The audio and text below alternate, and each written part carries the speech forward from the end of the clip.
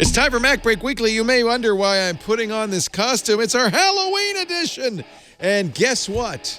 Rene Ritchie has an iPhone X. His review and my complaints about the way review units were handed out, all coming up next on MacBreak Weekly. Netcasts you love. From people you trust. This is Twit. Bandwidth for MacBreak Weekly is provided by CacheFly at CACHEFLY.com. This is MacBreak Weekly, episode 582, recorded Tuesday, October 31st, 2017. Did you get yours yet? MacBreak Weekly is brought to you by Rocket Mortgage from Quicken Loans. Home plays a big role in your life. That's why Quicken Loans created Rocket Mortgage. It lets you apply simply and understand the entire mortgage process fully so you can be confident you're getting the right mortgage for you. Get started at rocketmortgage.com/MacBreak. And by FreshBooks, the ridiculously easy-to-use cloud accounting software used by over 10 million people. Try it free for 30 days at freshbooks.com/MacBreak. And by WordPress.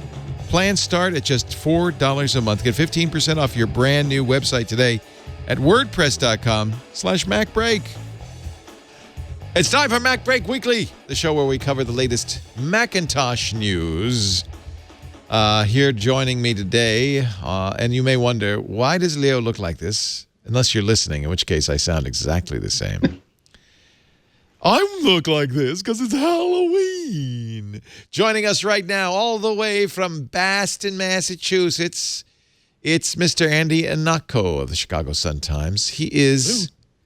So it's not Marcel Marceau. No, it's the number 3 and a paintbrush. That should give it away? Gonna paint a 3. You gotta paint a 3. You are... I think someone's going to get it. And I think that I don't want to disappoint this person who gets it. Okay, so we'll let the chat room guess. It is Deep Catalog. Somebody's saying Clockwork Orange? No. You know Sam Downey? You do? Who is it? Oh, he doesn't know. He's trying to think. Rene Ritchie, also here from the fabulous imore.com. Rene's too busy in New York City looking at the new iPhone X to actually be worried about Halloween. Wait, Leo, no, I've come dressed as an iPhone X. Oh, there we go. He's got it in his hand. I am now, this is my costume. That's actually an excellent costume. Excellent costume. Wow. Happy Halloween. So, Apple did and I know, Andy, you defended them on your Twitter. I think they did a very interesting thing. Certainly nothing that's not okay. They're a company that can do whatever they want. And the people they seed iPhones with, it's completely their decision. But they did do something, I think, that's more aggressively... I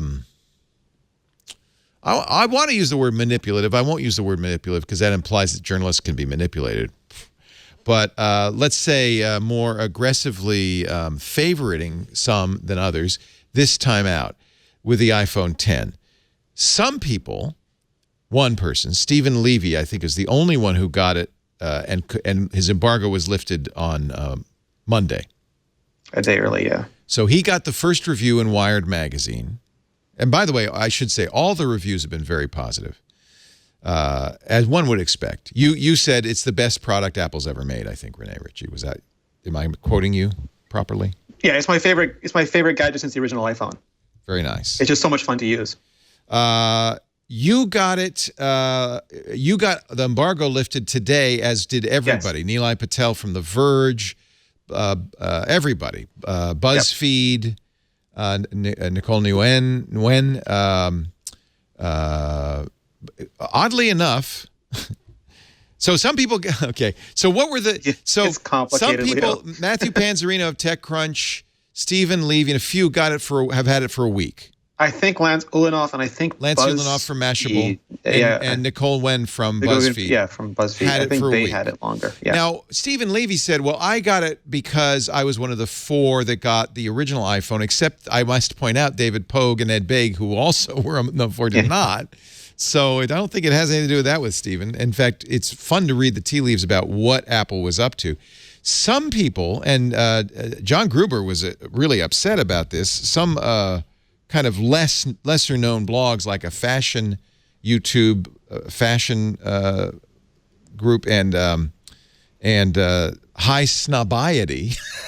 We call them the lifestyle, Leo, the lifestyle channel. Yeah, High Snobiety. Judging, I looked at the High Snobiety review on YouTube, and it would be my sense that they did not get it to take home, that they got to go to a briefing and they were allowed to videotape a review at the briefing. That's what a lot of the YouTube videos that went live yesterday looked like. They looked like almost like a special hands-on area. Do you recognize that hands-on area? I may or may not recognize that hands-on area. You can't even talk about it? No, I'm not certain, and so I don't want to get it wrong. Okay. Because there's all these like YouTube spaces and there's all these places that it could be, and I might say something the next time it's on Business Insider. So as far as I can tell, their entire review takes place inside this brick-lined Apple table. That looks like an Apple table. I have no inside knowledge, but that. Well, it's also like the charger the Belkin charger that Apple, or I think it's Belkin, or is it Mophie? Yeah. That Apple's. Now, Andy, let me ask you: did you get an iPhone? Nope, and what I tweeted this morning after seeing that there was some sort of a ruckus online. I promise you, I didn't read anybody's reviews. I didn't read anybody else's commentary, but some people seem to be bent out of shape that some people got it and not others. That what's Apple playing at, or what does that mean? And I felt the need to remind people that it's who gets seated with hardware early or even on ship date has nothing to do with prestige. It has nothing to do with anything except for this is a marketing decision. They have a limited number of phones to distribute. Literally, I mean, it's not like they can just go into the warehouse and grab 100. It's like, no, they are assigned 12, let's say, or 8 to give to people in advance.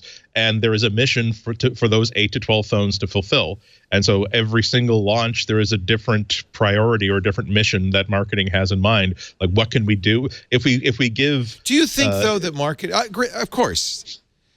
Although I've never seen Apple so aggressively parse it this way. It's so detailed. I think we're in a transition era because it wasn't uncommon before for just the biz pubs. Like there have been years where there were only 4 or 5, and it was exactly who you'd think. It was Wall Street Journal and New York Times, right, and the very traditional original papers. iPhone, and I think USA Today. I think the audience is changing, and Apple and many companies are trying to figure it out because now you have YouTube influencers. Google was with the Pixel was very clearly catering favor with the YouTube people. And it seems that Apple's doing the same thing as well. Yeah, that was another point that I wanted to make, that if you've got 2 people that have roughly the same audience, maybe you're wasting one of those phones by giving both by giving them to those 2 people. You want to find some you want to give one to the tech journalist who has 5 million followers, but you don't want to give it to a second tech journalist who has 5 million followers. You want to use that phone to give to someone who's got a really good fashion blog, or you give it to the person that has a really good presence in Asia. Again, every one of those phones has a mission, and there's always a target for whatever they do with those 8 to 12 phones. So it's not about so the fact that someone got a phone and someone didn't doesn't mean anything, again, positive about D'Artagnan or negative about Alyosha. It's, again, you don't question the motives. I'm not assuming that. The motives of the Sphinx are impenetrable and inscrutable. It's best to leave that question alone. I mean, okay. But Apple is clearly using Access, and by the way, everybody does it. It's called Beltway journalism because it's done to a T in Washington. But Apple's using Access to favor some and not others. And what was interesting is John Gruber very much felt put out by this. He's well known for carrying Apple's water. He was one of the 5 invited to the iMac apology, along with Matthew Panzarina, who got an iPhone, and Ina Fried at Axios, who got an iPhone. Apparently he didn't, and he's a little snarking here. Well, Ina didn't. It was someone else at Axios, and they let their nephew. No. Okay, so I think it was Ina's, because Ina got one yesterday, but the person who got it the week ahead. Oh, Mike Allen. So yeah. Mike Allen, who writes a very popular, by the way, Axios daily newsletter, morning newsletter, and Mike didn't bother reviewing it. He gave it to his college freshman nephew Anders and talked about him using the emoji, to which John Gruber wrote, "Thank God Apple seated Mike Allen with an iPhone 10 review unit. Such great insight from his effing nephew, the emoji expert." And then he does the same thing. "Thank God Apple seated fashion with a review unit. Thank God Apple seated these insightful critics." He's talking about high snobiety with a review unit. I'm guessing that John at the time, I think he's got one now, but John at the time had not been offered a review unit and is a little miffed. And I don't blame him, because he is, after all, one of the foremost Apple journalists. Jim Dalrymple at Loop Insight got a review unit. But then there's review units and there's review units. Some people got them for a week. Some people, apparently, Nilay Patel, who hasn't always been positive about Apple and the iPhone, got his, he says, for a day. He has to turn it back in. He has one 24-hour period to review it. Well, it wasn't for a day. The embargo was the next day. No, his video said he has to give it back in a day. That would be unusual. Well, of course, he's probably going to get one Friday, right? Now, Marte in the chat room says, "What a bunch of babies." But this is not, okay, some of this is people saying, well, I should have had one. But I think also the point that I'm making is that you as a reader, as a consumer of reviews, should have this data as well, because Apple is, I think, very much trying to, weigh in on who gets one, who doesn't. Remember, one of the reasons I refuse review units and embargoes and NDAs is because I know myself that I don't want to have a relationship with companies that I'm reviewing their units. I don't like the pressure from the companies, but also because I want to be a nice guy. However subtle, there's always the influence to be nice in a review because you know them. So I keep everybody at arm's length. That's only if you're a dope. That's only if you're incompetent. That's only if you're. I disagree. If you're doing stuff of no. I'm saying that you've got a responsibility as a journalist to do your freaking job. No, I'm saying that anybody who believes that if you get review hardware or early access that gives you some sort of obligation to be nice, you're not doing your job. You're not being a journalist. You're just being some dude with a backwards baseball cap on YouTube, and you should aspire to be something better than that. Notice that's who Apple gave a phone to. but again, even so, I'm not. Again, I don't know the names of people that they gave the phones to. So again, I'm not targeting this at any one person, but it's a good thing if someone who's never had access to the hardware before gets access for the first time. The only problem becomes when, again, someone decides to not do their jobs and say that I want to protect. It makes me feel good. It makes me feel really, really important to get early access to hardware. I'm going to, and I believe that if I play nicely, that will mean that I will definitely get early access the next time. And that's not true. But you understand the stakes here, because if The Verge is scooped by Engadget or Gizmodo, that's a lot of page views. That's a lot of money that they've lost. That's a lot of prestige they've lost. And so there are high stakes here, and these companies do not want to be left out of this game. And I would submit that they're very aware about why Apple gives people phones, and they're going to be very circumspect in future. Then that will show in their work. Okay, I mean, it's not something that will be invisible to. How would you know? I could give you names, but I won't. There's obvious ones. But there's subtle. I'm saying that there are people who are looking for information about, okay, how does Face ID actually work in broad sunlight? How does this is it slippery in the hand? Is the screen readable from multiple angles? And then there are people who are going to look at one of these early reviews and see if it's 900 words they were able to pump out in the 24 hours they had. 450 of them is like, here's how excited it was. I was ushered into a back room and shown to an absolute table and offered, like, this isn't about how wonderful it was for you to get early access to the phone. Tell me something that's actually valuable. This is the thing. Let me just say that this is just what ticks me off sometimes about some early reviews, that the entire world of consumers who are lined up to get their new iPhone, they have only access to like 8 people who have who can publish something today on what the experience was like. And if 4 of those are thrown away by with videos and articles about how wonderful it was that they got this special access, that's a waste of time. And that will be in print, that will be on video, that will be there forever. And again, I'm saying I will not name any names because there's not any point to that. But in the past, I have, after I filed my own review, or at least got my first impressions out, I will then go back and take a look what other people thought. And I'm like, oh my God, you're really talking about like how cold the water was in the room. I'm not quoting anybody here. I'm making things up here. But it's like that. These people are dopes. and these people should, consumers are smart enough to know. Let me interrupt you, Andy, because we only have a 2-hour show. I want to get my stuff in because then Rene is going to start talking about the iPhone 10, and that's when I start working on my Lego kit here for an hour because there's nothing. that's a lovely time for him to say. And I am glad Rene got one because I think that my only concern is the harm to readers who may not necessarily understand the axis game that's being played here, just as it's played in Beltway politics. And what I also think is harmful is that there are many reviews now out based on a very short time frame, like Nilai's reviews on 10 hours. And I think there's a great many features of this phone that we really won't know whether it's worthy. It's a very expensive phone, whether it's worthy for a week or two. For instance, how Face ID changes over time. If there is a screen burn an issue, it won't show up right away. There are lots of things that we won't know right away, and I think it's a disservice and I think Apple cultivates this. Is I guess my only point. Okay. I'll say this in brief that this is the last thing that I would really want to say about this. That I don't want to hear Apple blamed for this because this is the journalist's fault. I appreciate the difficulty that a site like Gizmodo is in, where they are racing to get the first clicks, they're racing to get placement in Google searches. I understand that, but that's how they decided to run their business. Everybody can get access to an iPhone by waiting up until 3 a.m. on a certain day. They will get one on ship day, and they can start their coverage then if they want. If they don't think that doing a good review I am going to give you a real conspiracy theory.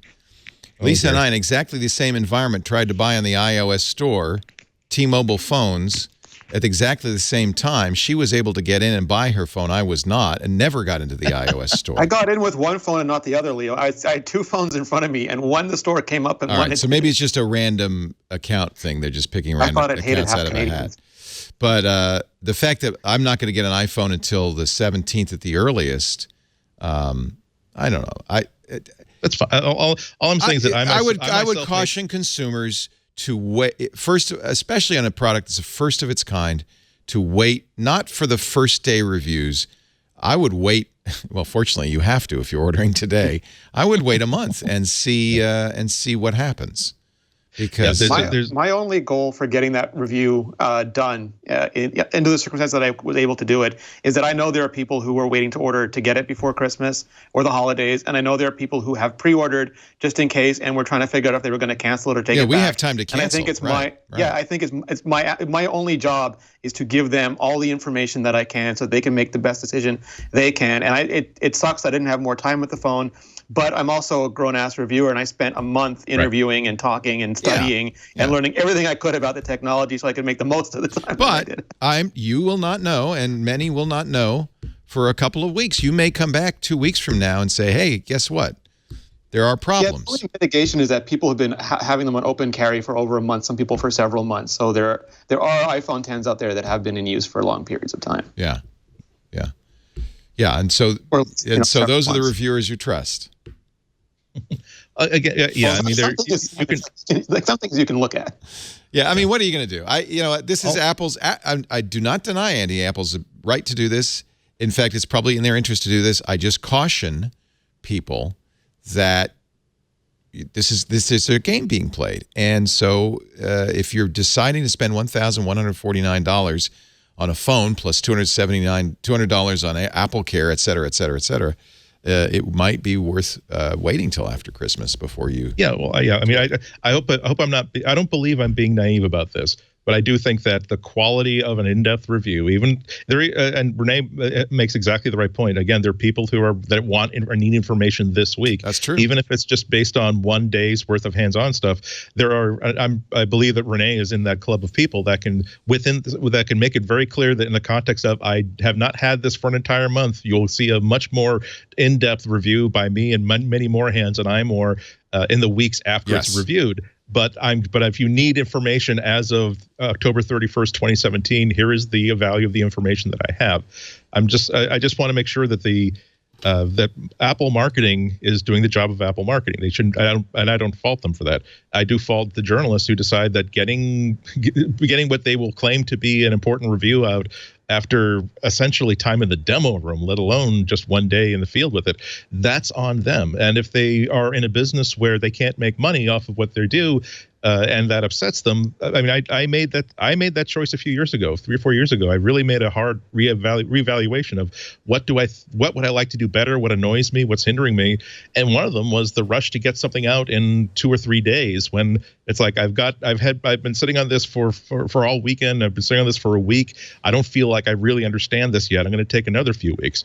And yes, that costs me some here and there, but it's the job that I want to do, and I hope that that's reflected in the quality of the work that I do. So, do you agree with my premise? Do you agree with my premise that Apple is being more aggressive than I can remember them ever being in terms of doling it out? No. What? I wouldn't say so. I don't remember, for instance, variable embargoes. They've never done that before. The embargo for those who got the phones was all the same time. Stephen Levy got a 24-hour head start. I don't remember some people getting a day, some people getting a week. I don't remember that. Because this is new. This is Apple being much more aggressive. This is 2017. This is in 2007. Okay. And also, may I say, we don't know how many actual pieces of hardware they had available to send out to people.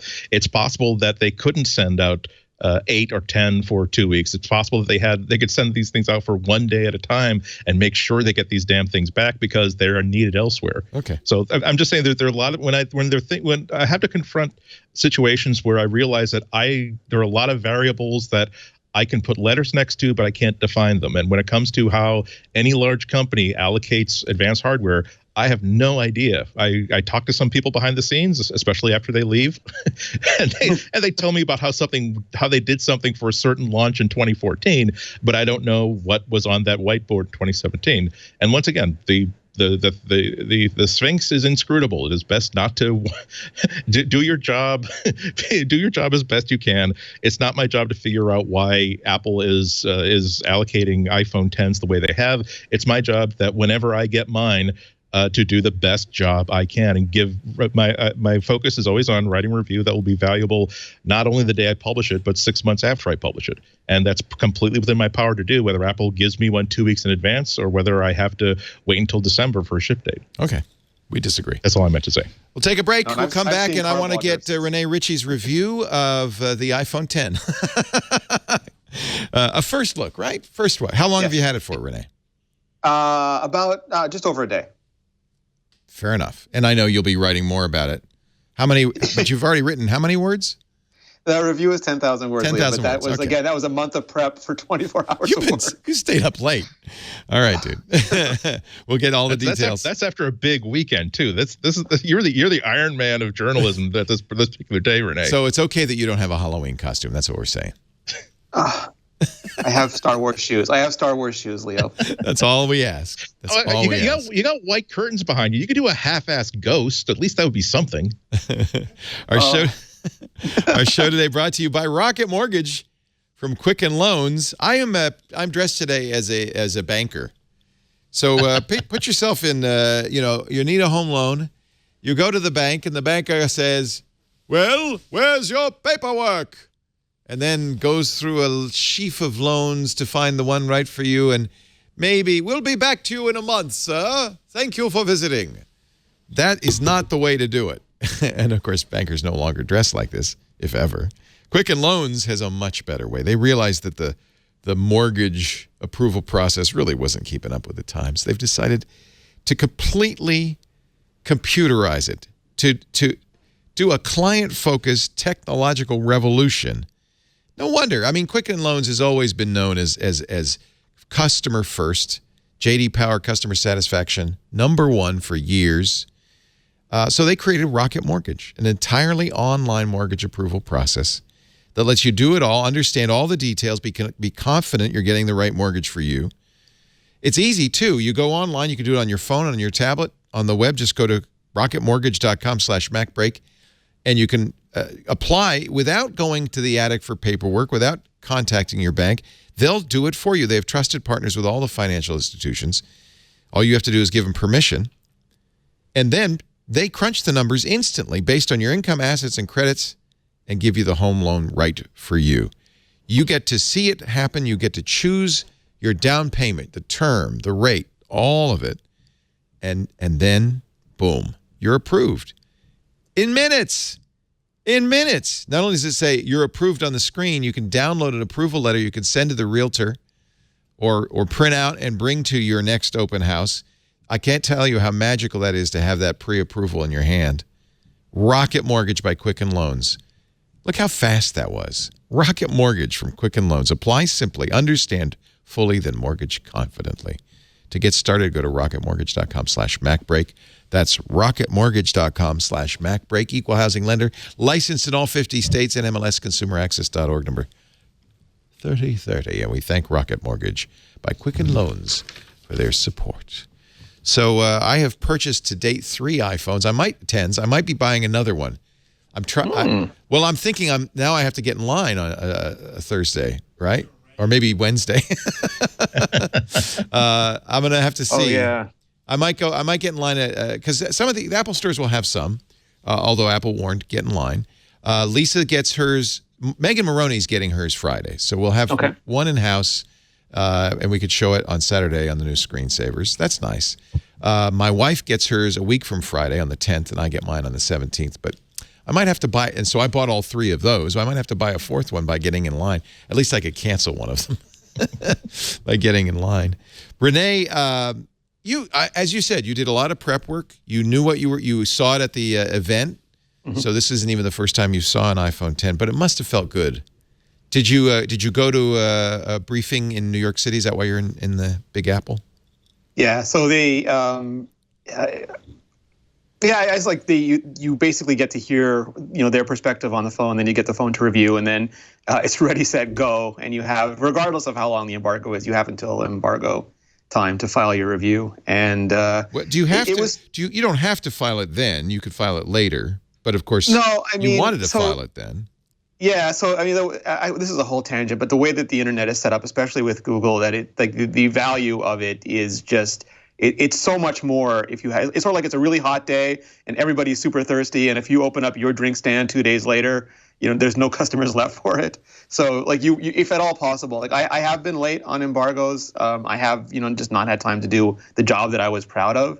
But this one I prepped really hard for, and I thought I could do a good job at it. So I went full tilt ahead, Leo. Yes, I don't blame you. Have you gotten any sleep? No. You've been up all night. Not since I left Rhode Island, no sir. OMG.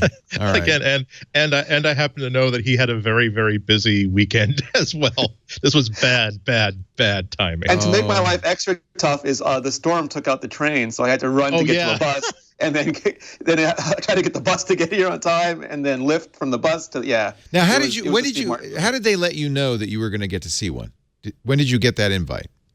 It varies. So, like at some point, someone will say, we're doing an embargo for the. I have never had the luxury of having a long embargo for anything. So I sort of, originally, there's times when I've just not been invited, and I've had to go and line up and buy an iPhone and then try to do something in whatever time I had. And there have been stuff where it's been day of, you get it and there's no embargo, so it's just go. And there's sometimes when it's 24 hours. So. It all varies. Do you mind? Are you willing to tell us when you got the word? I don't remember. To be honest with you, I don't remember this. Okay. I went to the wedding. I sold my car. Okay, we should mention Serenity got married on Saturday. Yeah, on Sunday. She got married on Sunday. She came out to Rogue One and she danced on roller skates. And all of this has been filling my head for the last 40 years. So you were in Rhode Island for that. Yes. But it turned out convenient. Did you know when you came down to Rhode Island, you would be then heading over to New York City for a briefing? Right before the wedding. And Apple is not, there's some, I don't know how other companies work because I primarily cover Apple. And I know I've heard how Google works because we have Android Central and things, but I don't recall. Again, my brain's not working too great right now. Oh, I'm sorry. Apple, I believe Apple is notorious for not giving a lot of time heads up for these things, events for anything. Did you see both a gray and a silver one? At the event, they had both gray and silver ones, and at the hands-ons, they've had both gray and silver ones. Okay. And which do you like better? I ordered a gray one and I have a silver one. The silver one I like because from an angle it looks like the original iPhone. It does. It's just such a homage to it. But the black one is I'm so superficial here. The black one looks like my watch and it's got a similar coating. So I was just like, it'll match. Well, no, hey, you got to have some reason. And the other thing is you put it in a case almost immediately. I don't use cases on my iPhones. No, well, that's one question I have, especially given that these are going to be the most expensive iPhones ever to repair. Yes. What is it? $279 to replace the screen? If you don't have Apple Care Plus, yeah, because I mean OLED display. I tried to find it because there's like I'm sure there are Samsung stores, but I couldn't Good find luck finding them. Yeah. But I fixed it. Was for a Galaxy phone, it was like $300 a panel, and for other OLED phones, it went from $250 to $350 depending on the vendor. So like these things the panels are expensive. Yeah. Okay. Does it feel more breakable? Because it kind of feels like it might be a little bit more fragile. It feels like an iPhone 8 to me. I mean, there's very little difference. So I have the iPhone 8 here, and I'll pull them back so you can see them. But from the back, I mean, they're very, very similar. So, and we should point out, it's bigger than the 8, but smaller than the Plus, 8 Plus. It's very slightly bigger than the 8, not very much at all. Let me see if I can hold them like that. It's almost identical, but the screen is roughly the size of a 8 Plus. Now, that was one thing that Nilay said in his Verge review, is that it's deceptive because even though it's a 5.8-inch screen, bigger than the 8 Plus, there's less usable area because of the notch and controls at the bottom. Yeah, so there's a very aggressive rounding. Let me turn it on. It's a very aggressive rounding for the... oh, look, he's looking at it. Yeah. Does that Face ID work well for you? It is it is so good. I have not had one enrolled on my face before. Right. I've seen it used, and I've seen it used really fast. But the enrollment process is so much faster than Touch ID. And it wasn't until I launched 1Password, I just tapped the 1Password icon, it came up unlocked and was ready to use, like before I even realized what happened. And suddenly it felt like using Touch ID was almost like an encumbrance to me. Yeah, that's how quickly I got lazy. But yeah, like it is so fast. It is almost I don't know what the word is, like unbelievably fast when you start using it. Yeah, suspiciously fast. No, it's just I haven't used it for long enough that I know it's going to do it. I'm still used to a Touch ID world, so I don't expect it to unlock. And then I see little animation. I'm like, oh, it unlocked. One of the things, all I'm saying is that I would totally respect Apple if they decided, look, all the not the consumer ones, but the ones we're giving out to journalists, we're using special firmware where if it fails twice, just unlock it. No, well, I've had it like I've done a lot of tests like to see what the angles are and to see with glasses, no glasses, and different things. And I've had it fail. There's two things that I think are really going to trip people up, and that is when you have the awareness mode on, which means you have to be like eye of the tiger, looking at it to unlock it. I think people sometimes won't pay attention and they won't remember that, and it'll just fail and it'll take them a little while. I think that's what Stephen Levy had. He just wasn't looking at it. Yeah, he mentioned And also that. because you pick up your phone. That's a switch, though, you can turn on or off. You can turn it off. It's more secure to have it on because someone can't just randomly hold your phone up. And the other thing is when you just pick it up and move it around, it is still looking at you, and it might try to unlock when you're not looking at it. And you could easily go through 3, 4, 5 even attempts to unlock without realizing it. And then you look at it and you're like, oh, it's locked. Why did that happen? Oh, because I was moving it around on my desk and I must have seen my face 5 times and then just yelled at me. But to get back to the screen size, so it's a little constrained because of it's not so for instance, I thought, oh, this is going to be great. It's a bigger screen than the iPhone 8 in a smaller package. Yeah. But it's not. Yeah, so you have the horns, which just contain data, and then at the bottom, I'll get into an app so you can see it. Like in the bottom, you have the gesture area, which that has to be there so that you know so there's no home button, so that swipe up, which replaces the home button. Yeah, but Apple puts there's little controls that go on either side of it. They try to put stuff in almost like an Apple Watch. They put things in the periphery of the display that aren't super critical, but they're there and they use up the space that would otherwise go wasted. So this is one of the things that's very interesting about the iPhone 10 is that it's a new it's not merely a new design for Apple. It's a new user interface for Apple. It's a little bit WebOS, Leo. It's just a little bit WebOS. See, I loved WebOS. You gesture. I don't know if I can get this into speed, but you gesture up. There we go. You pull up. I'm not going to be able to do it. It's tricky because the recents you have to pull up just right? You pull up, and you halfway up gives you recents. And you can pull down to go into reachability mode. Where did I do? I didn't get it. There we go. It's reachability mode. Okay. And then you can go up to the corner and you can pull down to get control center. You might not need reachability because you can get it in your hand and it's a smaller phone. Yeah, it's a size 1/8. So the control panel is. How do you get to the control panel? You have to touch the corner. Control panel. Yeah, so the control panel, because the bottom now is this home gesture. Right. So this is what you use to go home. They've had to move control center to the top. So one horn is control center, and the other horn is notification center. I guess you'll get used to that. That's pretty intuitive. It's funny, like the first 15 minutes or so I had it, and there were a bunch of people there. We were all still just instinctively pressing the home button and looking for control center at the bottom. But within, I don't know, half an hour, I was trying to swipe on an old iPhone 8 and pull down control center. That's part of the problem, right? And Apple really has this problem in spades because the iPads are different from the iPhones, are different from the iPhone 10. It used to take me a minute to unlock an iPad because I'd hold my finger there and wonder why Touch ID wasn't working. Yeah. This is very similar. I can't remember who it was. Maybe it was Nilay said that, maybe it was Stephen Levy, that Face ID sometimes unlocks right to the home screen, sometimes unlocks to a swipe screen. Is there rhyme or reason to that? I've never seen it not go to the swipe screen. So you have to Face ID it and then swipe every time.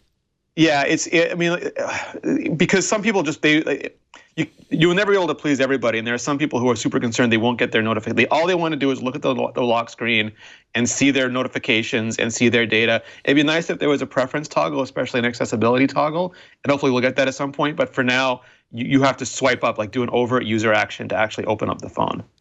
I'm not crazy about that. I've had Android phones like that, and it kind of bugs me, but okay.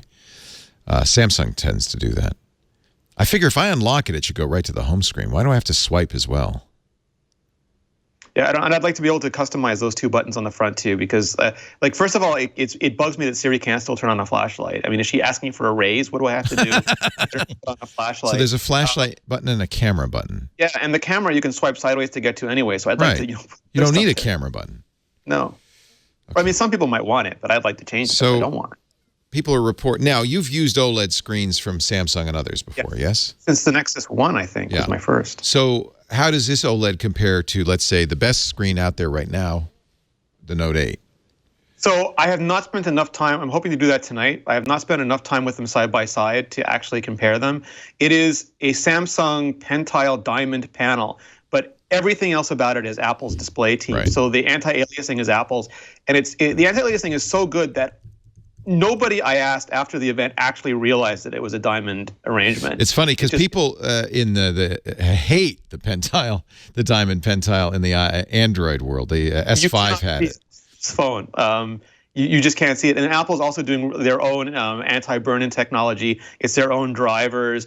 Most OLED screens are not individually calibrated. They're either batch calibrated or run calibrated. And that means it doesn't really matter what color management you have because you can't tell from one device to the other whether the colors are accurate anyway. And Apple is doing like a sub-pixel level color calibration on every iPhone that's coming off the assembly line. That's impressive. So it's good. Color accurate to RGB, sRGB? DCI P3. So it's P3. Okay. Yeah. And do you feel that looks muted? No, you're used to that because of the LCD on the 8 and the 7. There's one thing Apple hasn't been able to fix, and that there's no fringing, there's no red tint that I can find. If you do go about 30 degrees off axis, you will see the blue tint. I think that's still inherent to OLED. Yeah. It feels a little bit warmer to me sometimes, but it's hard because I usually leave True Tone on, and True Tone is always doing ambient adjustments based on whether you're in incandescent, fluorescent, or other kinds of lighting conditions. So the panel can look warm, but then you hold it next to a piece of paper, and it's like, no, it is paper white right now. Or it could look cool, and you go, oh, that's what a piece of paper next to me looks like. So the human eyes are actually really lousy at determining color accuracy. So I'm looking forward to the people with those big scientific measurement devices to put it on there. Yeah. But it looks like an iPhone. The bottom line is it does not look washed out. It does not look oversaturated. It just looks like an iPhone screen. Particularly realistic, though. I think Stephen Levy said it looks like it's painted on.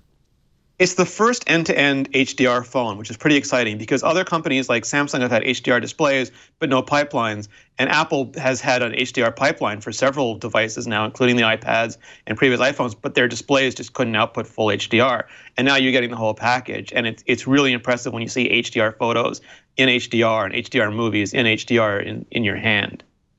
And it's now, of course, because of the notch, you're probably not going to use or do you use the full screen? So one of the things I'm still struggling with is how do you hold this darn thing? Because like your fingers are either on the sides or they're covering the screen, and the notch is sort of like an easy place to hold it. So I've usually left it off, but because I don't like messing with the aspect ratio of films.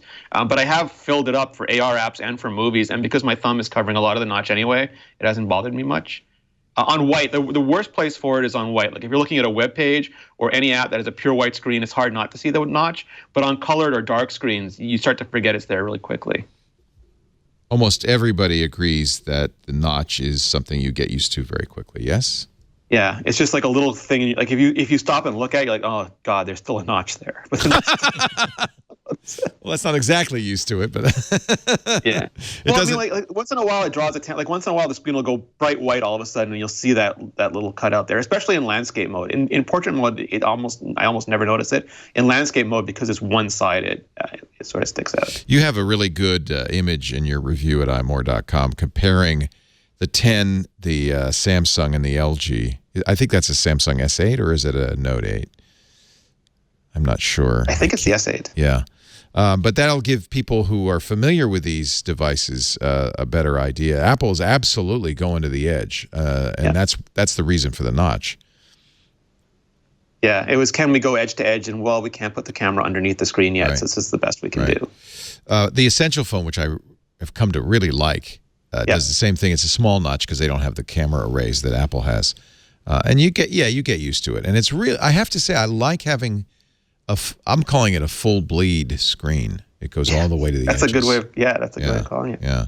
I think Craig Federighi, when he was talking to Matthew Panzarino of TechCrunch, said that Apple experimented. They've experimented with bolt-ons, with full bleeds, with everything, and this was just the one that they thought gave them the best blend of edge-to-edge display, without having an ugly sort of lump on the top of the phone. And here you have a comparison on the iMore review. This is what you're going to have to do if you want to watch a movie without the notch impinging on the left side.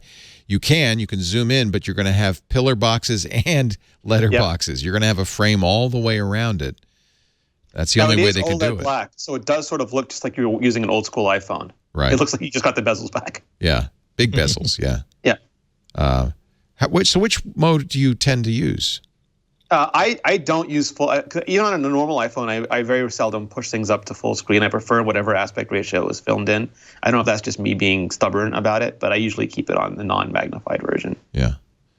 Everyone else has told me to make it big. They don't like it. They're like, no, tap, make it big, make it bigger, fill the screen. Yeah, you want to see it all, even if you're going to miss a little bit on the left edge or the right edge, depending on. And that's usually camera safe. I mean, there's probably art directors who hide things in those pixels. Those are usually camera safe areas. Yeah, because you can't assume that the screens are going to go all the way to the edge.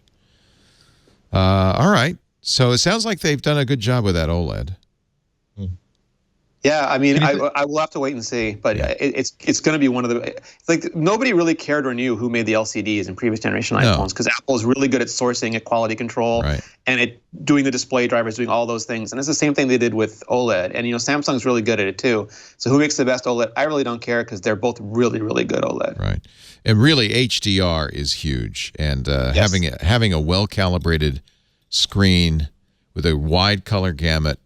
Although P3 is more for video than photos, but nevertheless, with a wide color gamut and HDR is gonna. I can't wait to see what that looks like. And the OS does support Rec 2020, which is the next bigger color space.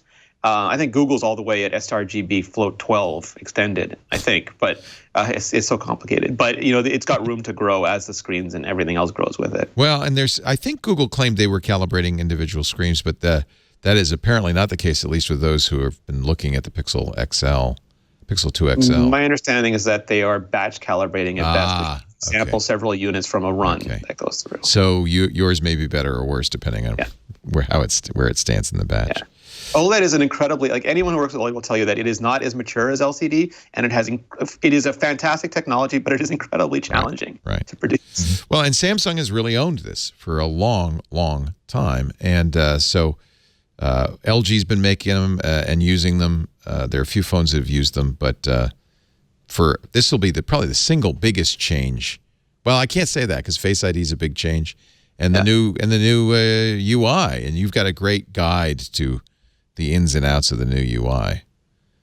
Yeah, it takes a little bit of getting used to. Yeah. We have a separate one up that has all the different animations and stuff up too, because I think it's going to be something that it does feel. I mean, and I think you and Andy can relate to this, but this is the most fun I've had with an interface since WebOS. Like I love that WebOS gesture area, and this gives me some of that magic back.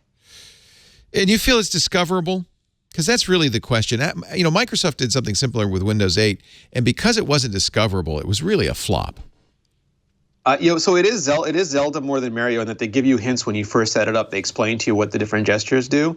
But then they do this other trick too. It's like the minute your finger touches the panel on an iPhone 10, they boost the touch response rate to 120 hertz, which is double what any other iPhone has had.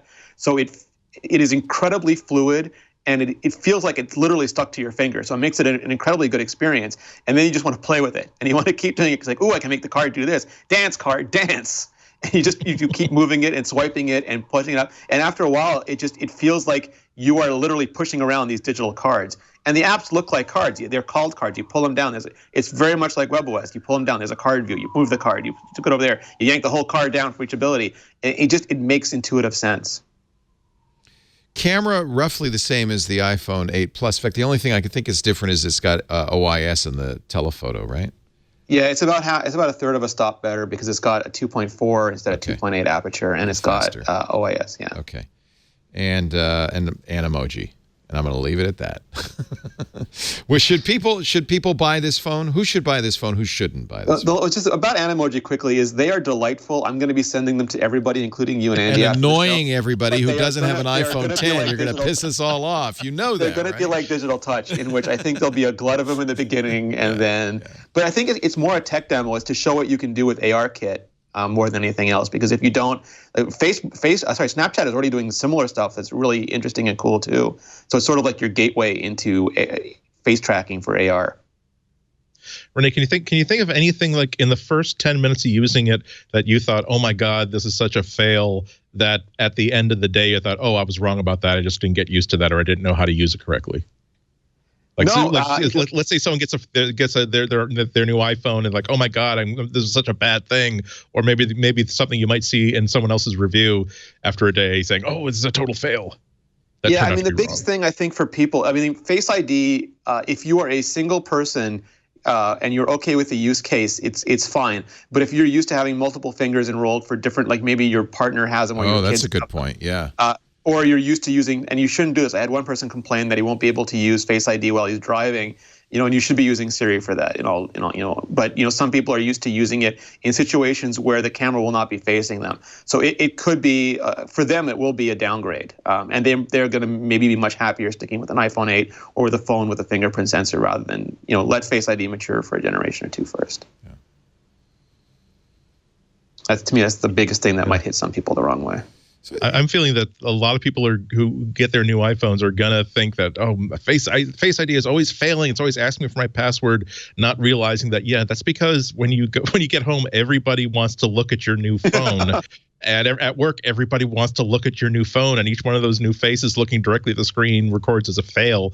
And after 5, they're gonna turn that feature off. That's what happened, by the way, in the demo. Yeah. Was it Craig Federighi who it didn't recognize? Yep. But that was because 5 stagehands had looked at the phone, and it required his passcode after the 5 fails. And like I said, even if you're just moving your phone around on your desk, because you can tap the screen, it's got a whole new touch layer. It's been all redone. You can tap the screen to wake it. And if you're just picking it up from your desk to put it on a charging pad, it might try to authenticate you without you looking at it, and it will fail. So it's like with the fingerprint sensor in water. Like when your finger was moist, Touch ID wouldn't work. There's going to be situations where the Face ID won't work either. So there are, of course, issues with a 24-hour review. One is how Face ID will age over time. The other is battery life. I'm sure you don't have any sense one way or the other of how the battery life will be. No, Apple's reported numbers are similar to a plus-size iPhone and the smaller iPhone package. And I can tell that it's much more aggressively, they're much more aggressively managing power, but they're also using the Face ID camera to recognize when you're looking at it and then ease.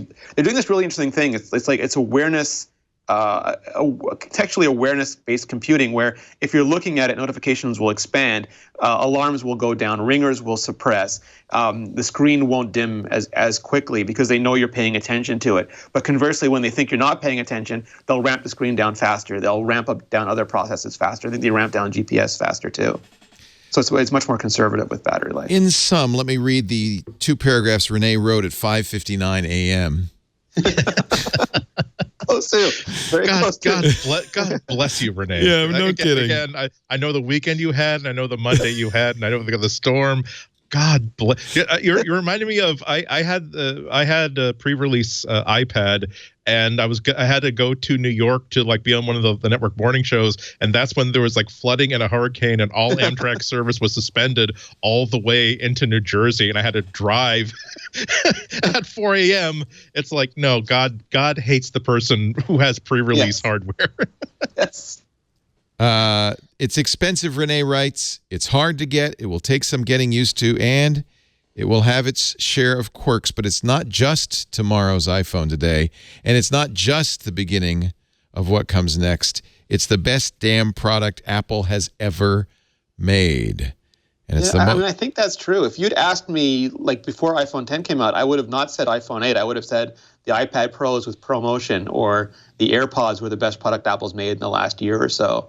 But I think iPhone 10 is just further ahead than those even. And now, of course, there's a lot of iPhone 8 users who are kicking themselves. Right? Because we bought this a month ago. No, I mean, some people won't want this. Some people won't want this. They'll want Touch ID. They'll want what they're used to, and they're willing to let us experiment. They'll look at us and go, yeah, Leo, you use that one. You tell me how it is, and maybe in a few months I'll get it. Oh, man. Some people don't like Rev A boards. Yeah. As somebody who bought the iPhone 8 Plus. You bought the Mac Pro. Yeah. I mean, this is my job, so I can't very well complain. But if somebody did buy the iPhone 8 because they wanted the new iPhone, and then now they're starting to hear all of this about the iPhone 10, this was a risky strategy for Apple. And of course, it seems to be the case that iPhone 8 orders were very much down, and iPhone 10 orders are through the roof. So those of us dumb enough to buy an iPhone 8 when we knew we wanted the iPhone 10, there are few and far between, or at least fewer than usual. But still, it's kind of a I could have had a V8. It's like getting your iPhone. It's like getting your iPhone SE the same day they shipped iPhone 6. It's for some people they just want the damn small phone. Always happens to me. Always. Yeah. And also if you're happy with your iPhone 8, or even if you're happy with your existing iPhone 7 or 6, don't be sad about this. It's easy. Ask yourself if you're still going to be sorry a week or two from now when we're not all talking about the iPhone 10. It's for a lot of people that extra $150 to $300 is a really big deal, and so don't feel bad that you don't have the brand new shiny. It means that you'll get the iPhone 10 plus 2 that you'll get 2 years from now when it's time to replace your iPhone 8 will be that much better. Maybe there'll be no notch. Maybe there'll be the holographic Jarvis module in place of the speaker grill. Yeah, I think that's really that's the only consolation is this is the first iPhone of this new generation, and it will, obviously be better next time. Yep. And so you'll get the better one. It just you have to wait a little. Remember longer. When the original iPhone came out, it was very expensive to get in Canada because you had to get it unlocked, and I wasn't sure I'd like it. I had a Trio Pro, and I loved that phone. Right. So I bought the iPod Touch, and then I had the iPod Touch for a couple months, and I kept watching. I kept listening to MacBreak Weekly, kept looking at all the reviews. Finally, I'm like, no, okay, I'm sold. I'm getting the iPhone, and then I paid for it. So for me, it was like a toe in the water. Yeah. And if you remember, if you bought it less than 14 days ago, you can take it back and get a refund just in case. Yeah. If you don't mind not having a phone for 4 to 7 weeks. Yeah, what is it up to now? Let me just quickly. I think it's still 5 to 6 weeks. Yeah, that's an interest. By the way, it is not into next year yet, and so all those rumors that people would be waiting until 2018. They're ramping up. I think they're ramping up future production faster than they expect. Well, not faster than the financial analysts dreaded. Right, faster than the rumor mill. Yeah. And this isn't like the Nintendo Classic. It's not as though they intend to keep this in short supply. They intend to make they'll be continuing to manufacture and continuing to make them, and they're hoping towards a day when you can walk into any store and buy the one you want. Well, and if you're a Sprint customer, apparently you could order it even like on 2 or 3 days later. A lot of Sprint people were able to get theirs, but I was. I'm sure Verizon's very difficult. T-Mobile, same thing. Let me just check here. 5 to 6 weeks still. Yeah. Was this the first time you couldn't just simply buy a completely unlocked iPhone? No, they did that for quite a while, and then they stopped. Yeah. But for a while, in fact, I think it was the iPhone 6S. They didn't sell it unlocked until a few months later, and then they sold it unlocked, right? Is that right, Rene? Most of the world, they will sell it unlocked. In the U.S., it is always a crapshoot. Yeah. Some years they have, some years they haven't. But you can typically, in the last couple of years, I think the T-Mobile one and the Verizon, the GSM SIM slot have been factory unlocked. So you could get one of those and do what you wanted with it anyway. The conventional wisdom last year was get a Verizon because the FCC is requiring them to unlock the LTE chip. Yeah. And Verizon has both CDMA and GSM radios. Is that right? They have the Qualcomm modem. Yeah. So if you get the Verizon, probably, in other words, if I wait in line, which I'm gonna, on Thursday to get the phone on Friday, I will get the Verizon phone. Except I'm not a Verizon customer. Do they validate? Do they verify whether you're a customer? It depends, because some people are resellers. I know there was in Best Buy, I think, is selling them unlocked for $100 more than retail price because they make more money off contract phones than they do off. Flat fee phones, but it's a bit of a mess. So as I could go in and I know I can get it. Well, if they have any, I could get it as a T-Mobile customer. But I'm not currently a Verizon customer. Would I be able to go into the Apple Store and buy a Verizon phone? Because that would be the one to get. You could always put a T-Mobile SIM in it. I think resellers might push back on you because they want. The Apple Store will let you have it. I believe so. I can't remember. I know when you buy it online, they go through the carrier, right? Yeah. But when you buy it in the store, especially if there's a long line and they're in a hurry, well, I'll let you know next week. Please do. How early would you suggest, guys, from your vast experience, I should get in line? If I were trying to buy one on Friday, my target would be a Verizon store or an AT&T store. Oh, not the Apple Store. Not something there, because it's weird. I remember that every single time that this comes up, people can still get them like the day of at like 10 or 11 or noon, because no one is thinking. All the people who are excited about getting it the first day are heading to the mall, to the Apple Store. They're not going to the AT&T store next to the Dunkin' Donuts off the interstate. I actually did that on the first iPhone. I bought it from AT&T because I knew I could get it there.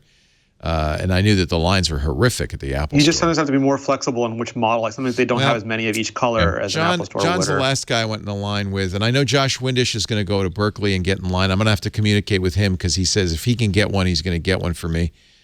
You can get two? Yeah. I may have more. Anybody want an iPhone 10? I may have many. I have all of them. I feel an obligation. You know, my deadline is the radio show this weekend. I feel somewhat of an obligation, and I will have at least looked at one on Friday, but I feel somewhat of an obligation to have something to say on Saturday and Sunday on the radio show. And Apple, by the way, just in case you're interested, that's a show that speaks in 200 markets to 1 million people who potentially are interested in iPhone 10. And I'm going to have to apologize to them and say, hey, I'm sorry, but I can't tell you anything about the iPhone 10 till November 17th. And I feel like that's doing them a disservice. It's not doing me a disservice. I'm not in that big a hurry, but it's doing them a disservice. I will probably get in line just for that reason because I owe it to them. And I'm thinking midnight Friday, 12:01 Friday morning. Right, John? It opens at 8 a.m. I used to do around 11, but I would watch Twitter for people who I knew were at the store I was going to go to and see what they were saying about the line, and then either hurry up or slow down. I'll watch. But our line in Santa Rosa, nobody tweets. And it's going to rain, right? And there's no shelter. I remember that. So I'm going to, oh Lord, I'll tweet some grim pictures of me and by the way, I'm going to wear this outfit. I'm going to say, I have arrived to purchase an iPhone 10, young man. I am the mayor of the line. Have you any iPhone 10? To be the treasurer. Yes. You are deputy of donuts. Go get me a cruller.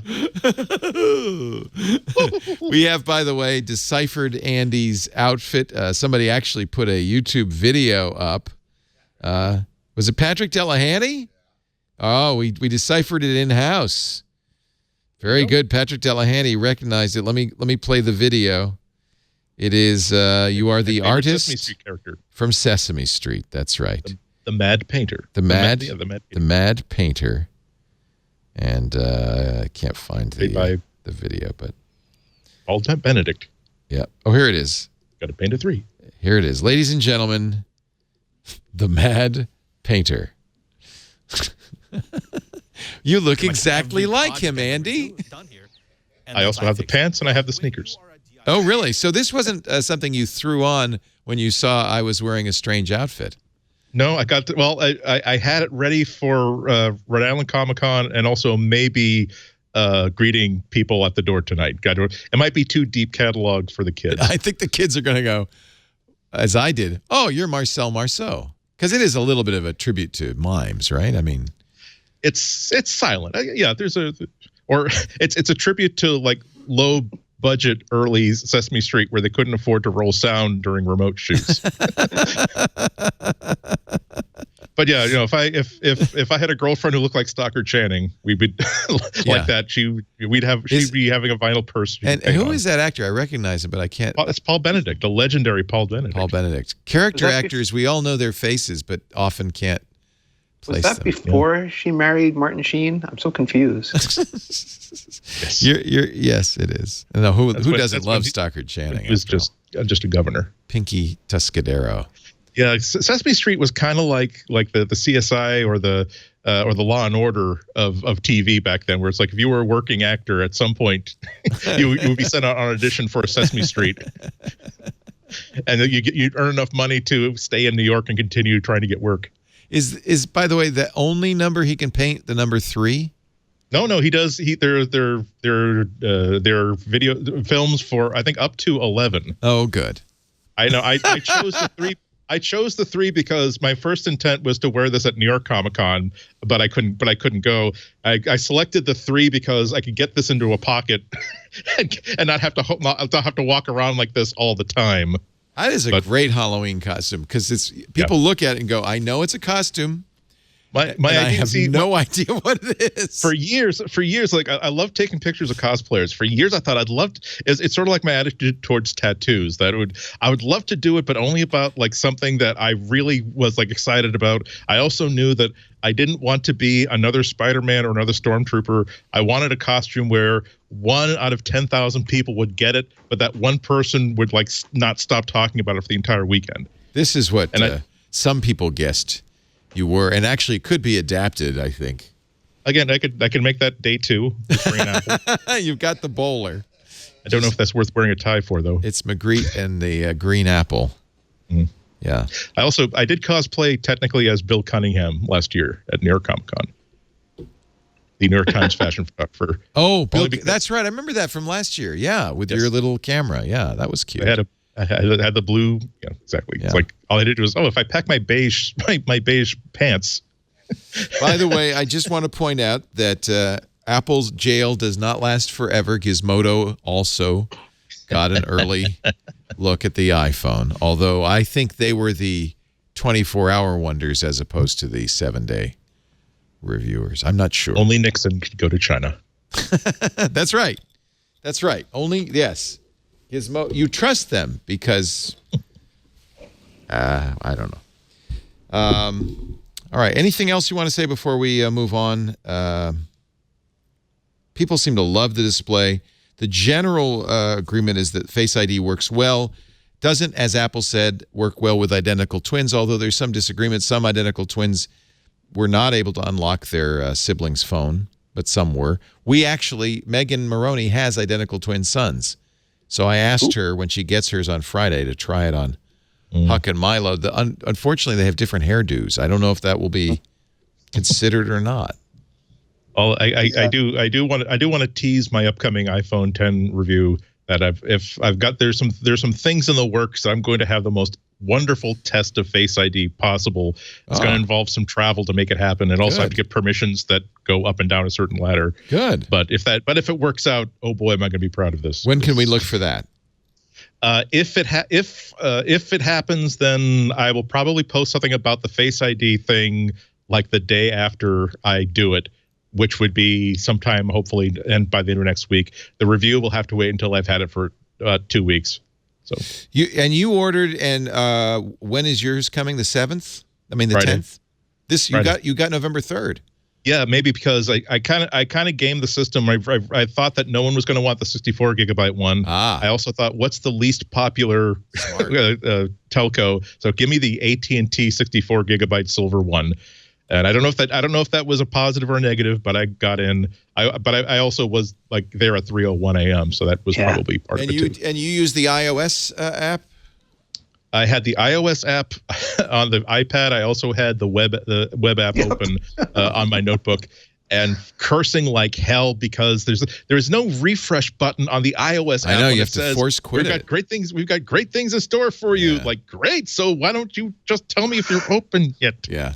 So I had 4 screens. I had the Apple Store on the web, T-Mobile on the web, and 2 iOS, my iPhone and my iPad. Force quit iOS Store, every minute. I again never got into the iOS Store after half an hour. It was still we've got wonderful things in store someday. And by the way, I finally did get through on the web store and purchased a silver 256, which I'm getting 2 weeks later on the 3rd, 10th, 17th, the 24th. I don't know how that works because I was logged into the same account on one on an iPhone 8, one on the iPhone 8 Plus. iPhone 8 Plus one came up like 15 minutes before the iPhone 8. Isn't that weird? I don't know how they're doing it either. But Lisa, who decided she didn't want to get up, just lay in bed and ordered it on the iOS app and went back to sleep. And when I finally got mine, I went running in. I said, "Did you get yours? Did you?" She says, "Why are you waking me up? I got it a long time ago."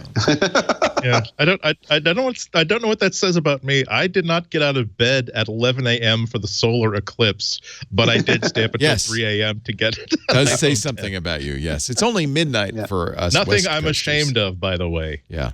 Apple Store was slow to open as always, and was actually once you got in, it worked fairly briskly. So that's good news. Some people had problems with the validation of the carrier, but that was the carrier's problem, and Apple was actually helping them out a little bit on that. Yeah, carriers had, as always, had miserable problems. But Apple had a fail-safe and was saying that, okay, I sense that T-Mobile is screwing you over. We will hold your place. We will reserve this for you. You have 24 hours to get this working. Right. Yeah, you get a reservation number. Although I heard some people say that theirs did not work. Subsequently, it's on Twitter. You see a lot of different stories. I'd love to. I hope I live long enough that I can read somebody's oral history of the people at Apple that work the back room for 3:01 a.m. on sale day. That must be like, it makes the team of people that are huddling at every bank at the turn of the millennium, just multiply that by 100. That must be the situation. And the mere fact that Apple still has to shut down the entire store and reopen the doors when they're ready for pre-orders, there's got to be an interesting story behind that, why that has to happen. And Rene has Pokemon Go on the iPhone 10. They haven't updated it. It's letterboxed. Yeah, I see that on your article on the key things. Yeah. There's big bars at the top and the bottom. Oh, that's actually something we didn't mention, but apps that are written using Apple's preferred method of screen adaptability do not adapt well to the iPhone 10 screen. That's like Pokemon Go. They have bars at the top and the bottom. Nilay Patel reported there were a great many of those. So be prepared. There will be apps that don't take advantage of the full screen. It's not, to me, it doesn't seem horrible. Is it horrible? No, it's like when the iPhone 5 came out and the iPhone 4S apps that hadn't adjusted yet had the bars on top and bottom. I don't know the intricacies of the details. I mean, almost everyone uses adaptive UI and size classes. And it is the iPhone 10, even though it has a screen the size of an iPhone Plus, is still compact.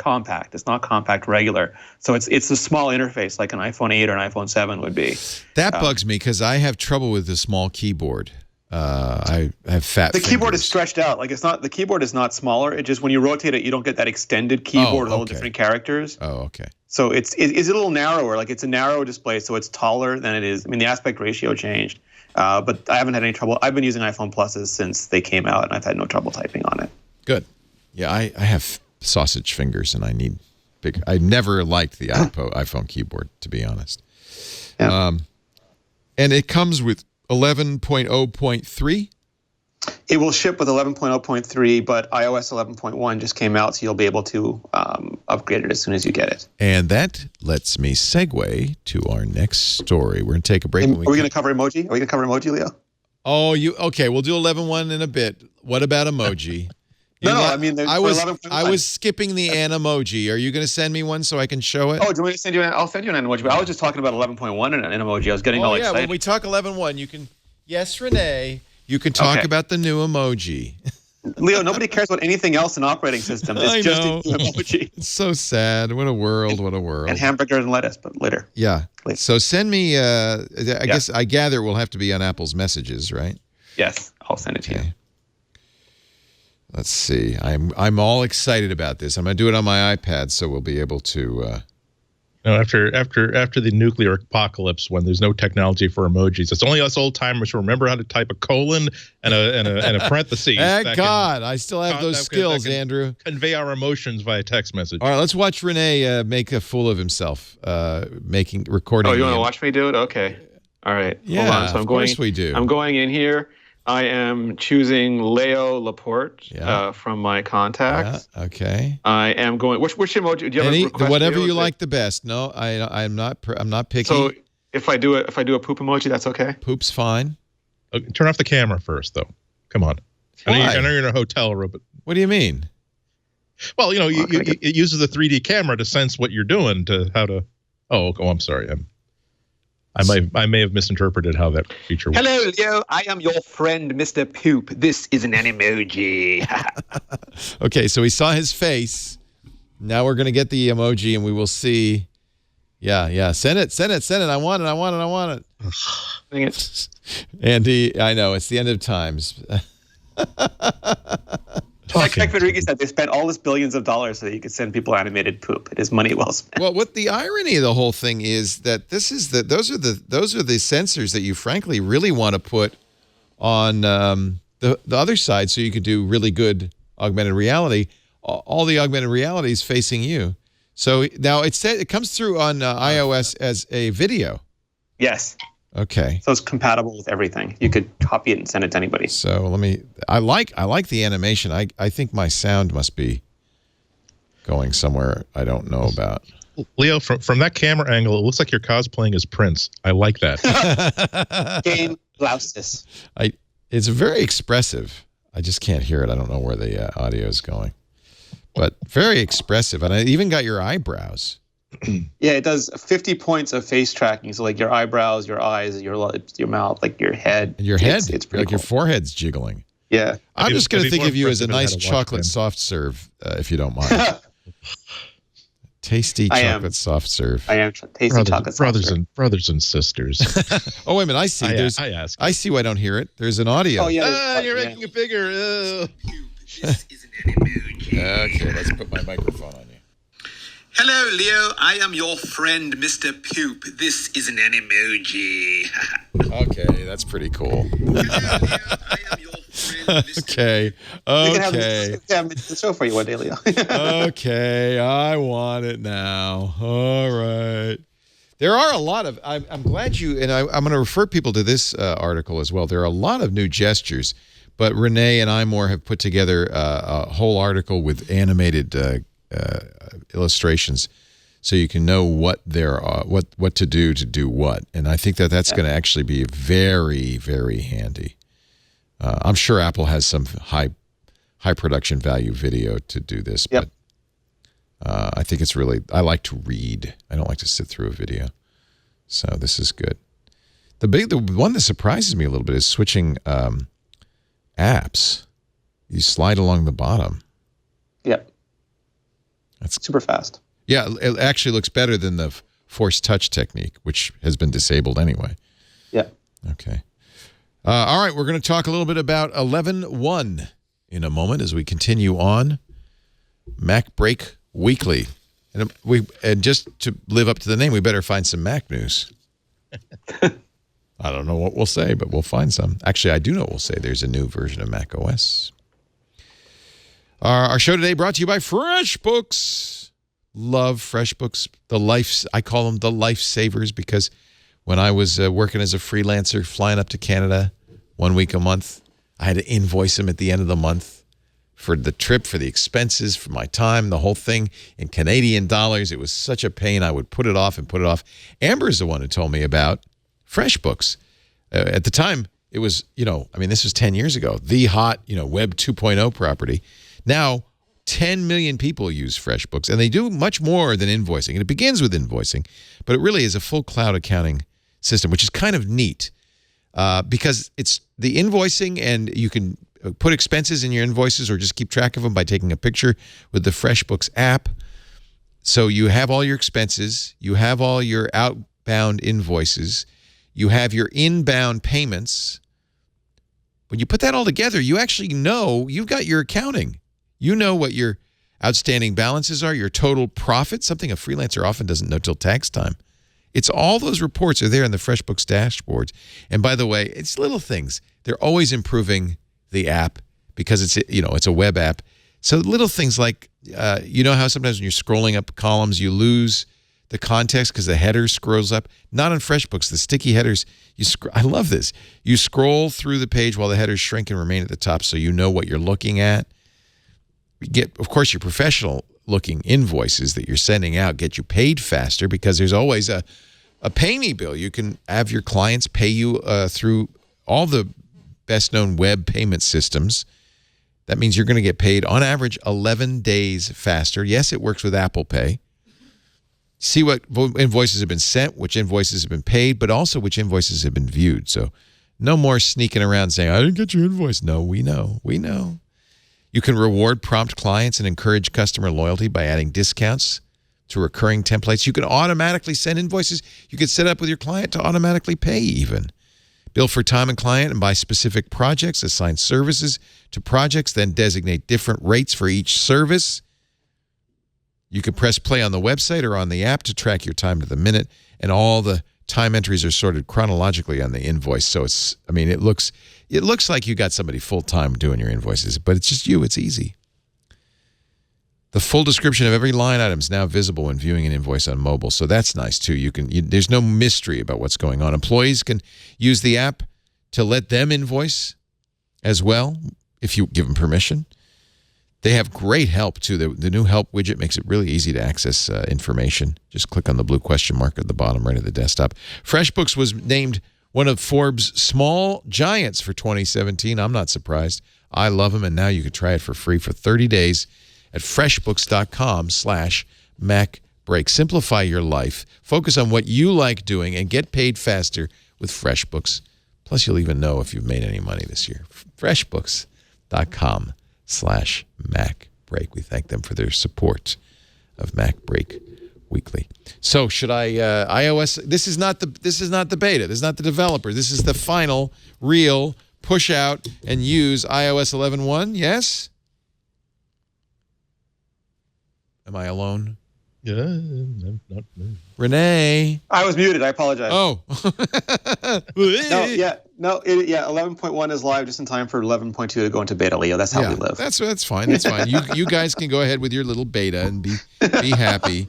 What are we? So even Apple says in its thumbnail description of iOS 11.1, iOS 11.1 introduces over 70 new emoji and includes bug fixes and improvements. So clearly that's the chief feature, right? I've heard in the industry that almost nothing drives upgrades like new emoji. Like people will say, I don't really need something I need. Oh my God, a unicorn. And then it's just like, Well, and Kevin, who does the technical direction on iOS today, is so in love with the new emojis, he throws them in all the time. So we see a lot of those. What are your favorites? Cool if you just have the boxes on your screen, Leo. You got to have the new emoji. I I'm at this crossroads with emoji that I feel like it's become a pictographic language that can help overcome the lack of emotion that was plaguing our text-based society, our text-based messaging society. But it feels like I'm not sure what their priorities are anymore, because there's a lot of other emotions and other variations I like to see. But now we have like fairies and zombies and, like other stuff that I thought maybe weren't as high a priority. I mean, they're a lot of fun, don't get me wrong, but I wasn't dying for a hedgehog. Mind blown is cool. Shh is nice. I do like that they have a lot more diversity. They have a curling stone, for the Canadians. Yay! So, I like. This is me, by the way. Or is it Tim Cook? I can never tell. Yeah, it could be me. Fairies. By the way, pansexual fairies. No gender. I think they have both. Actually, I think they do have. Yeah, but what? Yeah, but okay. But what gender would this be? I don't know. I don't know. Right, that's the point. We know what gender the mermaid is because she has strategically placed seashells. There's a female vampire. Very emo vampire. Oh yeah, emo is right. I like the You wizard. shall not pass. He's even got a crystal in his wand. So a little chow mein with chopsticks. Hopefully in China would recognize that, so I'm confused. What? Yeah, that's right. This is American Chinese food. Yes. This is takeout. What? I mean, really, when you get takeout in China, does it look like that? No. That's pretty funny. Probably in the rest of the world. It's probably only in China. There's probably some places in Hong Kong where they use it as well. Yeah. Broccoli is the same everywhere. Yeah. And that broccoli emoji reaches out and says, "Eat me." Just reaches out to you. It's very not a broccoli fan. It's an ipecac. Ipecac. It's not a vegetable. That's ipecac. They, of course, are pushing out a crack fist. And by the way, Mac OS will also get these new emojis because the new version of Mac OS comes out too. Is that the crack patch for both Mac OS and iOS is and the new emojis? Those are the main things. Yes. Yeah. But you have to wait till iOS 11.2 for your calculator fix. But they are. It's interesting. 11.2 B1 fixes the slow calculator app, so they paid attention. Yeah. Yeah, it's going to be I'm looking forward to 11.1. It's going to be interesting to see if they've made any really subtle tweaks to all these new gestures and all these new interface elements that they've sprung on people with iOS 11. And it's not even as simple as, look that they. It's not even something as they decided to move this element here or they decided to delete this button. It could be something as simple as they decided to increase the spacing between buttons so minutely that you'd have to do a side-by-side to see it, because now they've got so much feedback from real people about how this thing is being used. There are a lot of people at inside Cupertino thinking, okay, you win I'm paying up $10. I really thought people would not mistake that button for that other button, but you're right, I'm wrong. The numbers don't lie. I'm also pleased that they brought back that weird 3D touch gesture that you push and you switch the app over. And I use that all the time, and it really perturbed me that they took it out of iOS 11. Why did they remove it, and why did they bring it back? Do we know? It's weird. I mean, sometimes they try for consistency, and it's not going to be an iPhone 10, so you should have, it won't be an iPhone 8. But then they move Control Center in iPhone 10, but they don't move it in iOS 8. So you never know. I think it's just a judgment call, and I think ultimately they decided to put it back. Yeah. You see that a lot when there's big revolutions. It'll take something away, and if there's a big enough stink, the people who just barely lost that argument in engineering bring that up again and say, yeah, we're going to have to put this back. Incidentally, the crack patch will also go out to tvOS and watchOS. So the updates are 11.1 for iOS, 10.13.1 for macOS, tvOS 11.1, watchOS 4.1. You'll also see some other changes in watchOS, according to Sam Axon writing on Ars Technica. The ability to toggle automatic Wi-Fi connections off and on. Yes. So it won't be just auto-joining. Is that the idea? Mm-hmm. Yeah, also you can just get off. Like if you don't want to be on that Wi-Fi network, and you just get off of it. We have a real problem here in Petaluma because of Xfinity. Xfinity Wi-Fi is everywhere. Because everybody who has Xfinity in a Wi-Fi router has automatically got a guest network that you can join as an Xfinity customer. And so you just can't get away from it.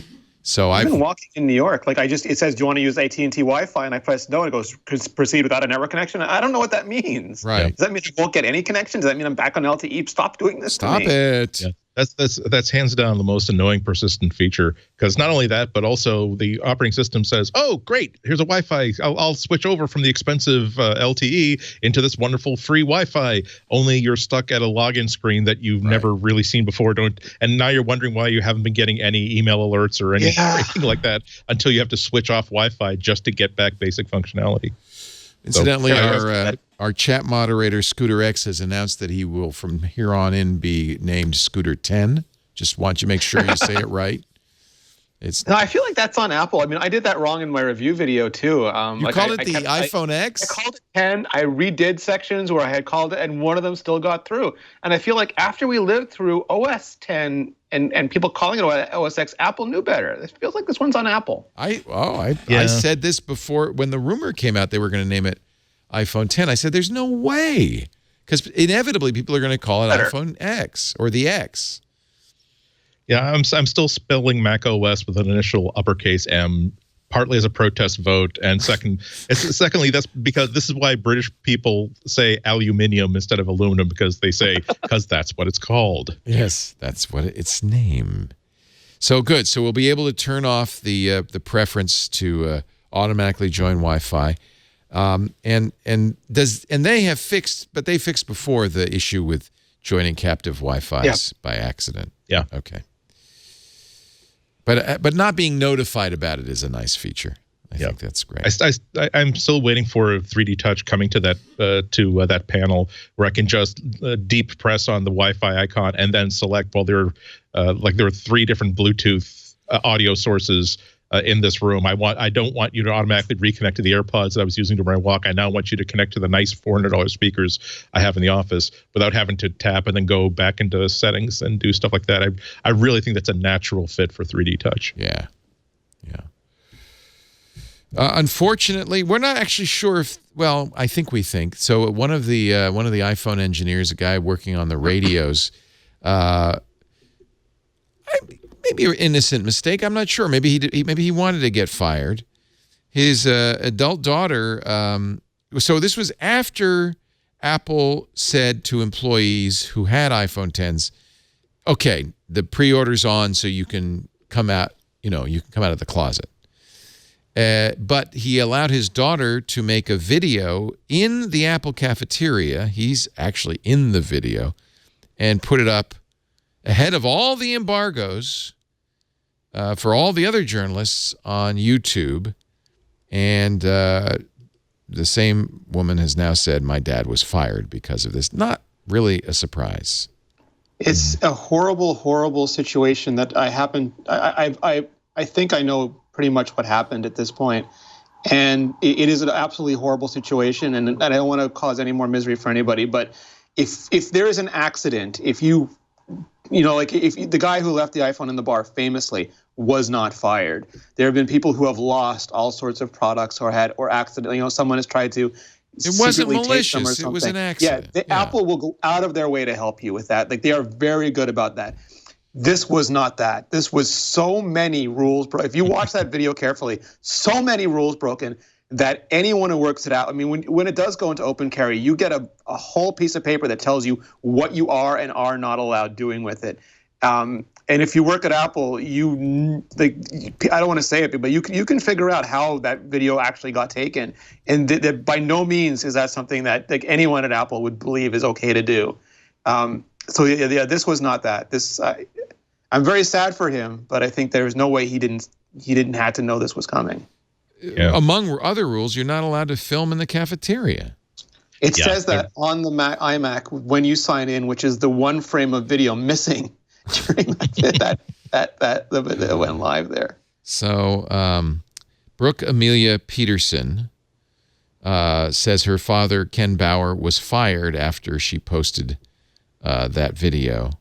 Apple has not confirmed that, but I mean, why would I doubt she would lie about And some people think she's a child. She's not. She's an adult. Grown up. She's married. She lives in Southern California. Yeah. Yeah. I would feel bad if I were her. But this is what that rush to get these stories out can do for you. Oh, it's exciting to have information that no one else has. It's exciting, even if you're not monetizing your videos, to have a video that's got a couple million views on it. And sometimes it clouds the minds of otherwise sane people. Yeah. It's too bad. I'm with Rene. It's a sad story. No one is like, well, thank God that horrible man got brought to justice. It's like, no, but yeah, I can't say whether that was correct or not, but I can't say that this was anybody could have flipped to the end of this book and saw how the story ends on this one. Yeah, she has pulled down, of course, the offending video, and put up another video explaining what happened. That video has 4.8 million views. I imagine the other video was equally popular. So, oh well. I hope he's monetizing that one, because came at a high price. Hope the monetization was turned on, kids. She might not be getting like the full batch, the full box of like handmade fudge from the Seaside store for Christmas this year. She might just be getting a card this year. Just a card. God, I don't want to be. I would hate to be a fly on the wall during that family conversation. Jeez Louise. Stock Uncle market, Josh, of course. Why are we having the canned ham instead of that big spiral cut honey ham we usually have this year? Oh man, Gloria, you want to explain why we're having the canned ham this year? Here's some bad news about the forthcoming Apple HomePod. It won't work with Siri and Spotify. So Siri, you can command the HomePod and have it do Apple Music, of course, as one would expect, but don't expect to ask for anything on Spotify. Apple says developers can only make third-party apps that do messaging, lists, and notes. There's a weird lack of media functionality in general lately. There is no Siri kit for music, for podcasts, nothing like that. But you go back 2-3 years, there's still not continuity for media. And it seems like one of the most basic common sense features Apple would have rolled out after announcing continuity is, I am listening to this on this device. I am getting up and walking away. It will seamlessly transfer and play on that device.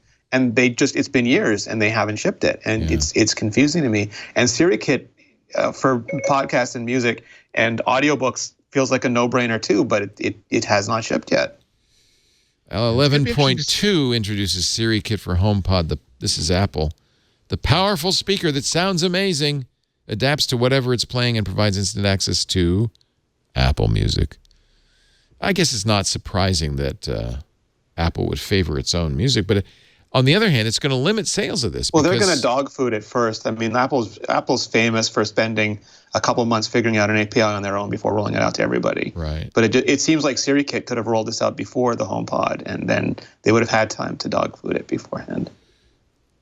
Also, this is exactly the sort of product where, like the Apple Watch, they get the hardware right with the first release, and they can keep adding features via software as they go. And it seems, if this is all true, then it really does seem like Apple's content or resigned to promoting the HomePod as, look what an awesome speaker this is. Oh, what a great speaker. You won't believe the quality of the music from this speaker that we're selling you. Whereas Sonos is selling you, here is a smart speaker that we have, and here is Google's have their new speakers. Look at our new assistant-powered speaker. But Apple seems to be content that they can sell enough of them this year just by saying, we've got the technology that will make this 3D computational sound, if that's the term that's being thrown around right now.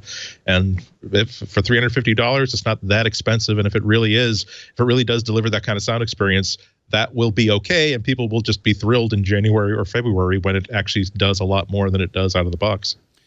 Little tidbit in Matthew Panzerino's TechCrunch review of the iPhone X. He says when he went to Cupertino last week to pick up the iPhone X, he got to interview Phil Schiller, Senior Vice President of Hardware Engineering Dan Riccio, Craig Federighi, and VP of User Interface Design Alan Dye. And Dan Riccio said something interesting.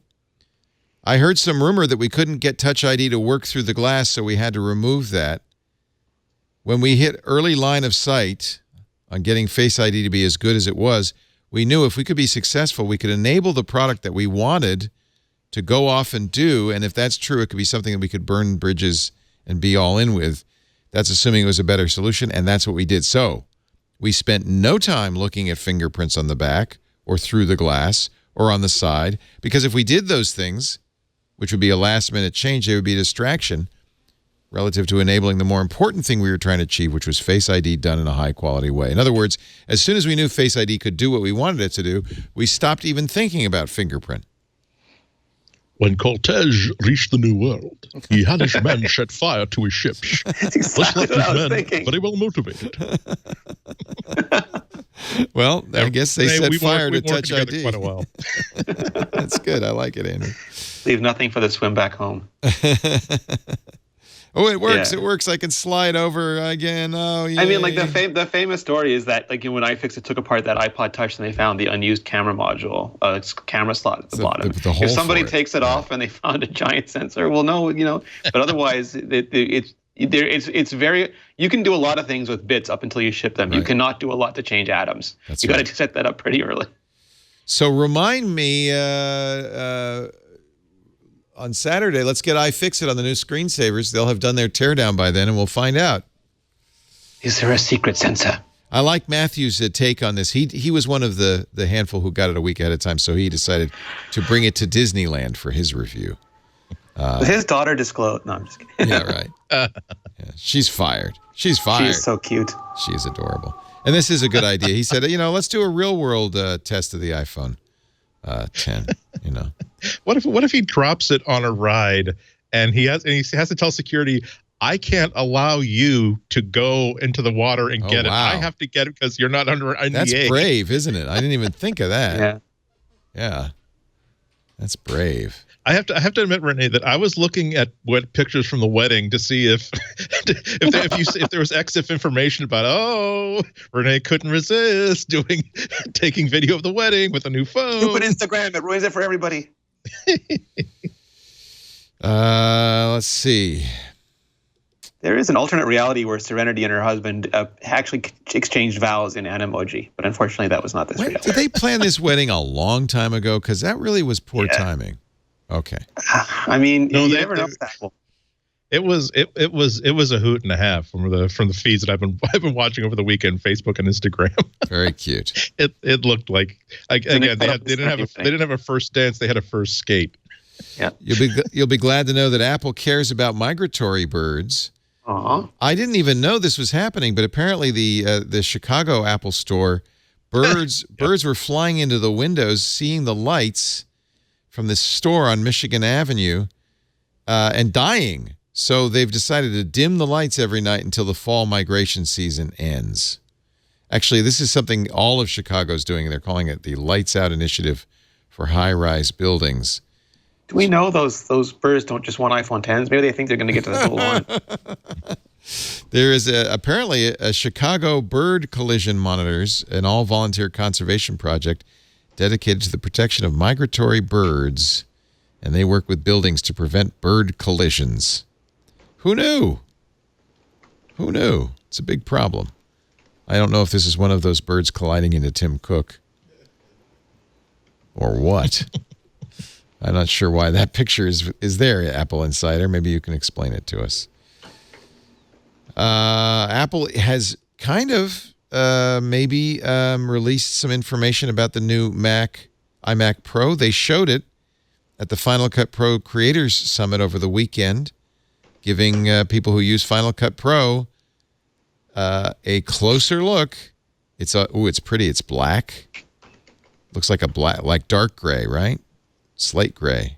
You can get it with the piece of crap keyboard and the piece of crap mouse as well. Yeah, look at that. There you go. That's pretty. So you'll know it has 4 Thunderbolt 3 ports, space gray, new thermal design, all flash. No more of those fusion drives. Yeah. No.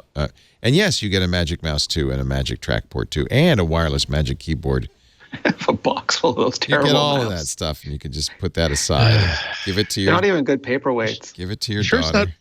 it's not using like as a packing shim to make sure to save money on styrofoam? Is the mouse like Apple's, like that one thread on the Afghan? It's the one, because they've just never made a good mouse. Is it like the one thing they're destined to never do to make everything else okay? It's almost watching the evolution of Apple mouses. It's like watching one of those like skateboarding fail videos where first you're like ooh, and then in the middle it's like entertaining, and then it becomes sad again. No, stop doing. No, it's just stop. But you figure like random chance they get one of them right. Don't lead with your groin the next time. Just go over the flat part, and then they come out with another new mouse that it's like, it's almost as if you have no hands. It's almost as if you move the mouse with your mind inside the spaceship campus. That's the reason why, because we're stuck with these things. They're using Face ID to mouse around. Or draw Wacom tablets in Design Lab. Or maybe it's like soccer. They're not allowed to use their hands, so they have to like use their noses or something. I just use a trackpad now. I can't do it. Well, I just got, I actually do have like boxes of like cheap mouses.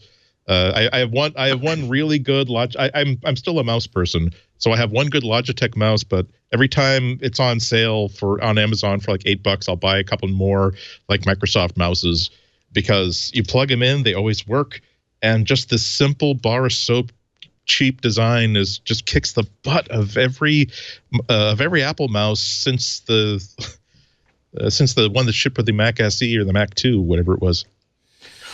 Interesting, I don't know, criminology on Angela Ahrendts. Of course, we'd heard rumors that maybe she was next in line to replace Tim Cook. Here's a big profile. I mean, she's been kind of hidden for most of her time at Apple, but here's a big profile on BuzzFeed News. Angela Ascendant.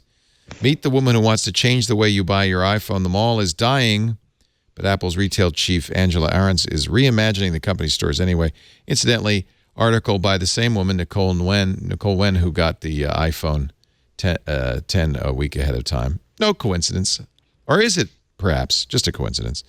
He's probably on their Apple beat. Yeah, well, and wouldn't be the first time a publication would trade a cover story for access. Not saying they did. Leo, if next time I visit your office, am I gonna see one of those cork boards with newspaper clippings and photographs with red string? Come on, Andy. This is obvious. Okay, I'm saying. Come on, Andy. You're not going to continue to deny that there's any attempt to influence Apple really likes BuzzFeed, and John Pachowski, I think in particular, since he went there from Recode. A lot. I will also say that a lot of this is relationships. I'm not saying schmoozing. I'm saying that some people just have a very, very good positive relationship with Apple. Yeah. Again, and I choose not to have a relationship with companies I cover. I feel that that's a conflict of interest. Independent from whatever they write positively or negatively. I'm just saying that they are. I know. They have that Apple knows what they knows what is the worst disaster that can happen if we let Rene have an iPhone early. And they know that actually it's pretty much up here. That's the worst that can possibly happen. Nilay gets his iPhones before me, and like his reviews are fantastic, but Apple knows what they're going to get. Yeah, and Nilay is very critical. You're right. Yeah. I don't think it's based on who's going to be kind necessarily, but it is. Look, there's Steve Jobs cultivated Walt Mossberg for years. Even Walt knows that and admits it. I first of all, I will tell a story about Walt that now that he's retired, it will maybe embarrass him in a positive way. I was once at an Apple event where an Apple he was just chatting amicably with an Apple person, as we all do, and that Apple person saw that Walt had his iPad Mini with this absolutely looked like someone had given birth on top of this red leather cover. It just looked horrible, and he immediately like took the red cover off of his own iPad and offered like to swap it with him, and like was kind of pressing it into Walt. Walt said, "Nope. I cannot accept a free cover Walt's for you. Very good about that. Covers." Yeah. But I've often wondered, like, if Steve Jobs were calling me, God forbid, at 2 a.m.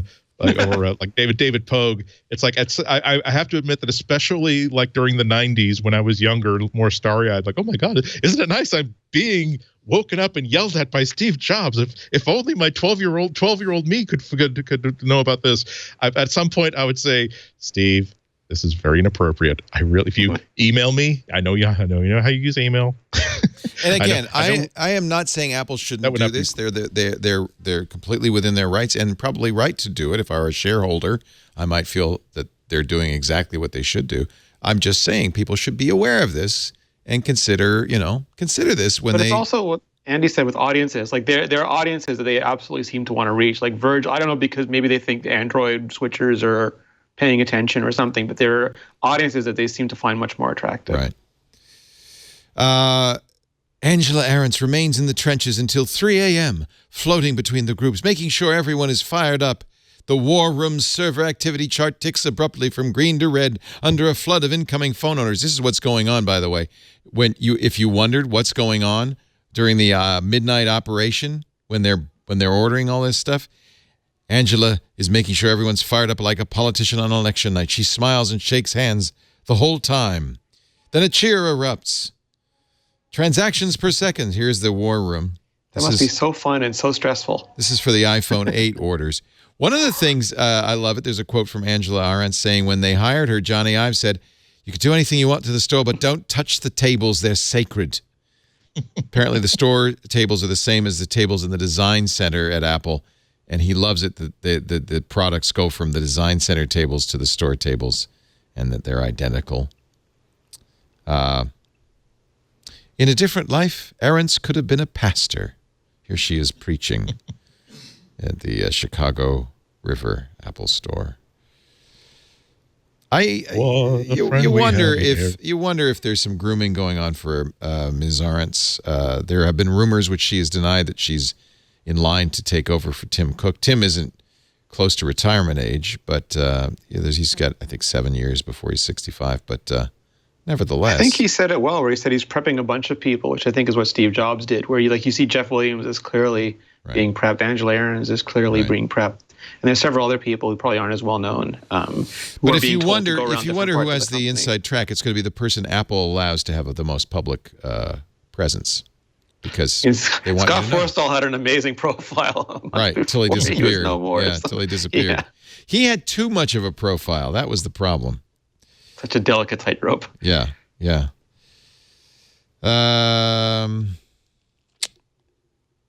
Let's see. iPhone sales in China showing a real bump. This was a problem area for Apple. 6 consecutive quarters of decline, but then comes Q3 2016, and boom, 40% growth in iPhone sales.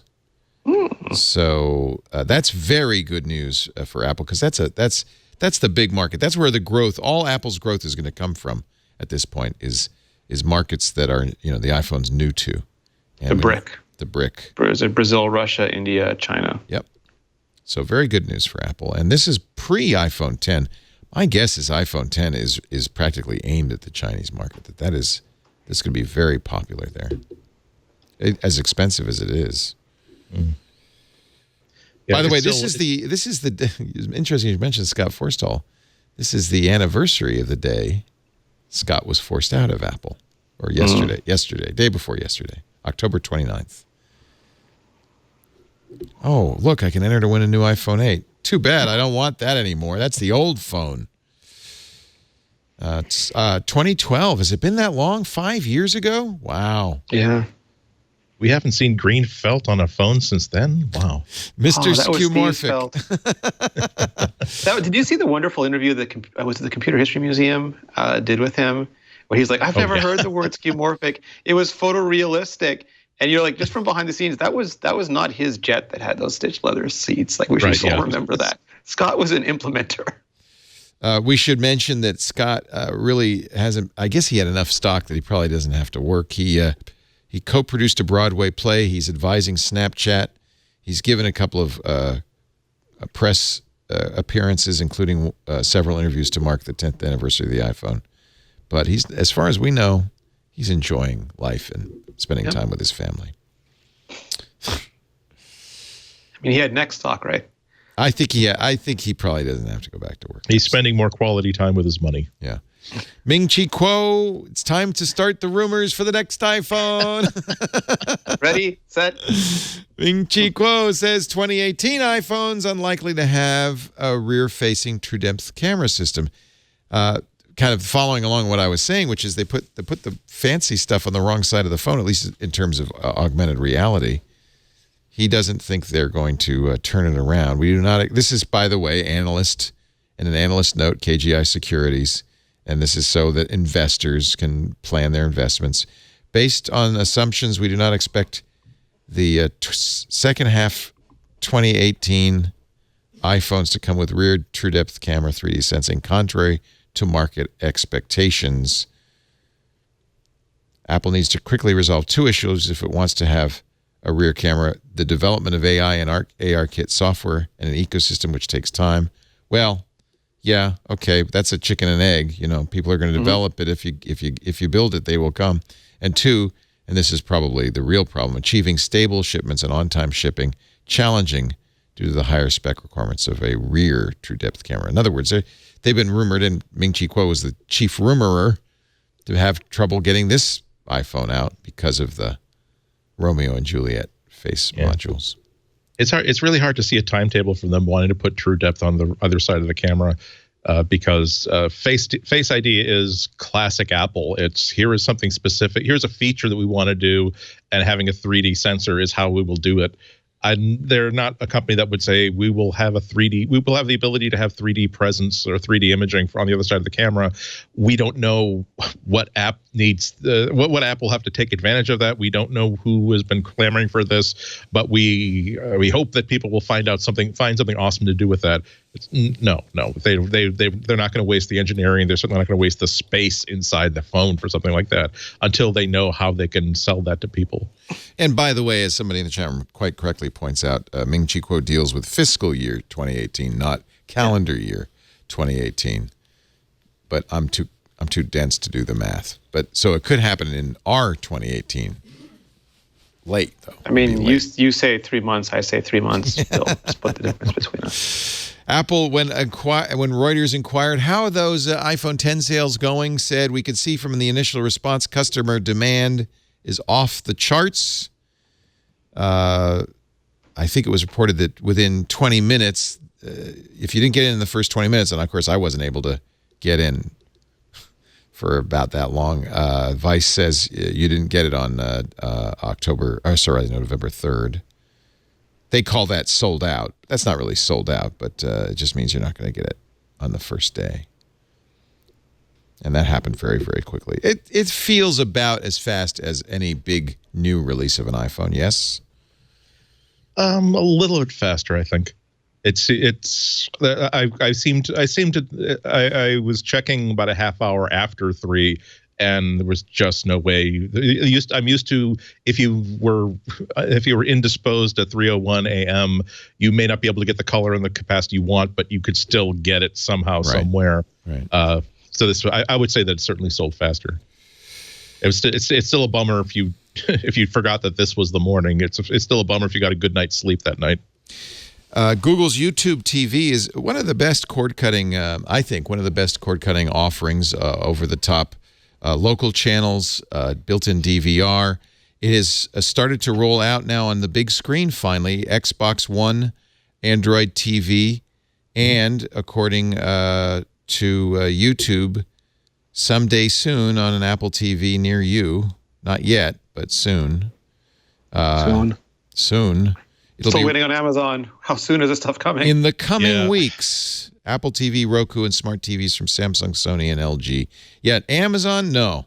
Take my money. Yeah, actually, they already have my money. They don't care. I like YouTube TV. I don't think you can get it in Canada, probably. Not yet, no. Yeah. But it is, of all of the over-the-top offerings like Sling TV and Sony's PlayStation View, there's a ton of them. AT&T has one, DirecTV now. I do have Amazon Prime, and I do AirPlay it to my Apple TV, but I got so frustrated, I just bought it on iTunes. Right. I would have much rather just watched it when it came out. Yeah. And now I'm looking to what to watch next on Amazon, and they just haven't put it out yet. So, yeah. That's the one kind of media. That's the one kind of media that still frustrates me. where I feel like I have to really choose one box for every important TV in my house, because I've got an Apple TV in the bedroom, I've got an Android TV in the living room, and there's just, oh God, that's right. I can't get Android. I can get Android TV. I can get Amazon TV on this one, but not the other one. I can get iTunes on this one, but not the other one. I've got iTunes credits that I can apply to the season. There are TV seasons that I would have bought if I could have bought them on iTunes and played everywhere, because I've got like between gifts and stuff like that, I got like $130, $140 in there that's just sitting there doing nothing. But I don't really want to spend real money for Gold Rush. If I can just spend $30 and get it's a mess. See, that's why I love that new Everything Everywhere, whatever service it is, because there are vertical and horizontal lock-ins, and Amazon Prime for Apple TV is a perfect example of abusing a horizontal lock-in, because I bought this movie and I can't watch it where I want to watch it, even if, regardless of whether you made the device or not, you're not putting your service where I want it. But with that new, I think it's Disney is the only holdout. You buy something on one platform and then you can play it on another platform. I think that's getting closer to the solution I really want. Have you seen this, Rene? Some models of the Apple Watch Series 3 have a rose. I don't see it on mine. Small stripes along the side of the watch's display. Especially, I saw that the update said it fixed that, but I've never seen or heard about that happening. So the update does fix that, which is nice, because there's certain things you can't fix with a software update. That would be really bad. Yeah. But if it's software fixable, then that's good. In other words, not a screen problem. It's something to do with the rendering of the. And at iMore, I think we have like 13 of these watches between us. Okay. Yeah. Doesn't appear to affect the cellular version of the device. Okay, maybe that's why. Because of the built-in antenna, apparently. So there you have it. All right, let's take a break. Your picks as we wrap this up. It's the iPhone 10 is here. The iPhone 10 is here. iPhone 10 day. Andy, yours comes Friday. Friday, yes. You lucky dog. Mine comes in a few weeks. But I have to say, and I already ordered a couple of different cases, just because, one must have as many cases as one has Apple Watch bands. It's just the way of the world. Our show today brought to you by WordPress. 28% of the world's websites run on WordPress, including mine. I used WordPress for years as a self-hosted solution and love it. And recently I moved to WordPress.com, and I'll tell you why I made that switch. As much as I love running my own server, I didn't save any money. WordPress.com actually saves me money over the cost of a server, plus not to mention the time updating and patching and all that stuff. And I just have to say, WordPress.com just does it right. It's all ready. It's all running. It's beautiful. And, this is good news if you have a business and you don't have a website.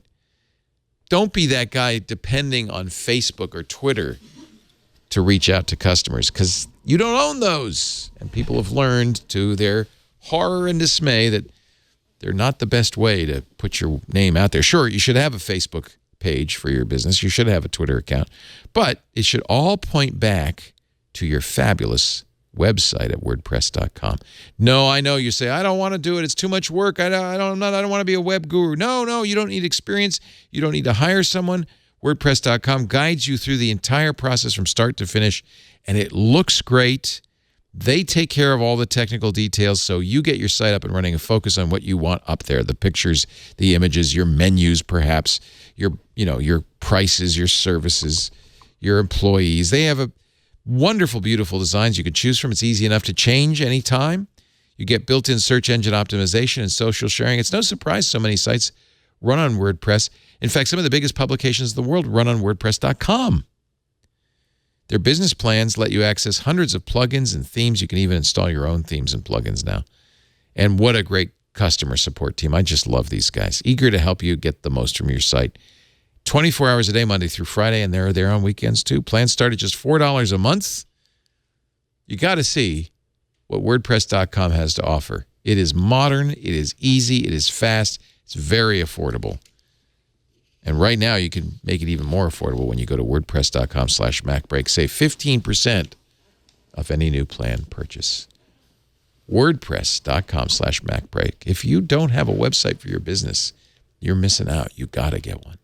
And don't Don't be distracted by the fact that the guy telling you this is wearing a weird hat and a funny bow tie. I know I've lost all credibility today, but you got to do it. WordPress.com/MacBreak. Andy and Akko, your pick of the week. My one pick this week is App Camp for Girls' latest fundraiser. They're trying to raise $75,000 to expand their program to 3 brand new cities. If you haven't heard about App Camp for Girls, this is what the name says. It's an app camp for girls, typically in 8th to 9th grade, an entire week in which they learn pretty much everything you would need to know as an app developer. They're building a Hello World app on day 1, and then they break into teams to develop whatever app they can think of and want. They do every single piece of it themselves, including the artwork. They also learn how to market. They learn how to get things on the App Store. They also learn to get away from not. There's snacks and lunch there, but they learn to leave the computer and eat snacks elsewhere. They learn to do yoga and stuff so that they don't get back and arm problems. And it really is such a wonderful, powerful experience. Again, it lasts all week long, and I kind of wish that I could go to an app camp for girls type place for middle-aged grumpy men, but being middle-aged grumpy men, we'd probably ruin. We'd just be complaining to each other.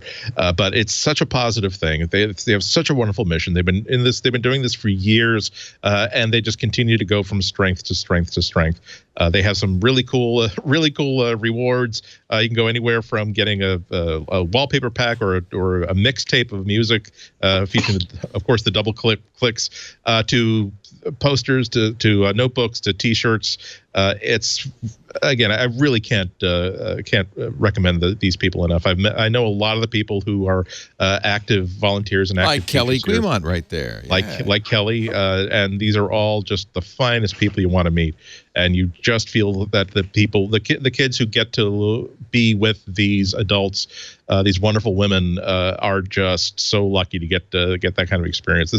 They're getting kids at exactly the right time, the time when they might have an interest, but they don't know what they want to do with that interest, or they have an interest and they're at that age where some other forces could slap that interest down and tell them you shouldn't be writing software, or just giving them a bad experience. This is the sort of experience that will get them to say, "Mom, Dad, I don't want to go to college. my social platform is about to really catch on fire. We want to try to raise $60,000 of funding for some more AWS services, and we really think we can go to Series A financing by the end of what would be my sophomore year." I love that. You're going to scare people off. App Camp for Girls. This is really is a great thing. Gene McDonald founded it, and I love the idea. And they want to expand to 3 new cities, and that's what they're trying to raise money to do. They haven't chosen the cities yet. They're going to use the money to figure out where the need is, where the demand is. But they're already all over the country, and they just want to continue to do their good work elsewhere. This is such a good place for your money, and it's tax deductible. This is not just buying an album or funding a movie. Yep. Rene Ritchie, do you have a pick? I know you're a little tired. You've been up all night. No, I do. So the only downside is I'm so tired. I might have actually picked this before and just don't remember. But in the off chance I didn't, there are several inductive charging pads available. Sadly, none of them are as good as the WebOS one, the Touchstone that I had in my Utes. But this one I like. I've been testing a lot of them, and some of them are bigger, some of them are smaller. Some of them feel a little bit more magnetic, some of them feel a little bit less magnetic. Some people have complained that you don't put it down correctly, it won't charge. If you nudge it off, it won't charge. If you get a lot of notifications, it will eventually buzz its way right off the charging pad. But the Belkin one, the Mophie one is the one I've had the most luck with. I can't get it in the shot here. Oh, there we go. And I realize I'm recommending 2 Mophie products in a row, and it's not intentional. No, that's okay. We like often. Mophie, yeah. But you put this on, it does give you that nice magnetic thump when you do set it up, and it stays on. And I don't get a lot of notifications. I have 99% of my notifications turned off because I just, I'm human. But this has stayed put. I haven't been nudging it off. It's small enough that it doesn't take up a huge amount of space on the side table. I don't knock it with, the blanket or the comforter when I'm turning around at night. And it has not vibrated itself off. Now, if you do continuously get Game Center alerts, it might eventually move itself off, or if the phone is ringing or something, it might. But I've had very, very good luck with it. And I know some people have been complaining that they have not had that much luck with their charging pad. So I think it's like $40-$50. I don't know, because I bought it in Canadian funds. This is a round one. So I see a square one from Mophie. So let me see if I can find the rest. That's not it, right? No, and this is a charging pad too. It's not a battery pack. So no, this is a ChargeForce wireless charging. I have not tried that one. Huh. I have only tried the little round one. Okay, so get the round. This is the one Apple sells in their store, right? Yeah, and it'll work with your. I mean, I've used it with iPhone 8 Plus. I've used it with iPhone 8. You cannot charge iPhones through each other, by the way. It's not charging all three of these right now. But I've used it with all of these, and it has been fine with all of them. iPhone 10 is nice because it, like the Mophie. Belkin makes the other really well-known one, but like the Mophie, it is small. So when you put them both together, it has a very small profile. All right. God, I have no spatial skills. Get it from Apple. Although, as I've said before, I really like the easel ones. I find those are the ones that are easiest to hit and don't vibrate out of it. That's what I use every night, and I have for years. The Tilt View VU. And the Touchstone was nice. It was like at a 45-degree slope. The Touchstone, really magnetic. Yeah. I missed that. People complained for years about cheat chargers and phones rolling off of them. My old boss, Dieter Bohn, I think he stuck them in his car. Like he just put his phone on the car as soon as he came in. Dieter used to work at Mobile Nations, or you used to work for Dieter? He used to work at. He was the original editor-in-chief at Mobile Nations. I didn't know He hired that. me. Oh. Yep. He's responsible for me annoying everybody in the world today. Well, he has very good taste. And that wraps up MacBreak Weekly. I'd like to suck up to Mr. Rene Ritchie at imore.com because he's got an iPhone 10. Maybe he'll let me touch it someday. Yes. imore.com that has the full 10,000-word first look review from Rene Ritchie, plus a very useful page on controls and how to use it. So when you get your iPhone 10, you want to hi-thee to imore.com even before you get it. If you're interested in anything Apple or others, they've got great coverage of all kinds of technology. It's imore.com. And don't forget the iMore podcasts, which you'll find in the menu there on the side, because no, you won't.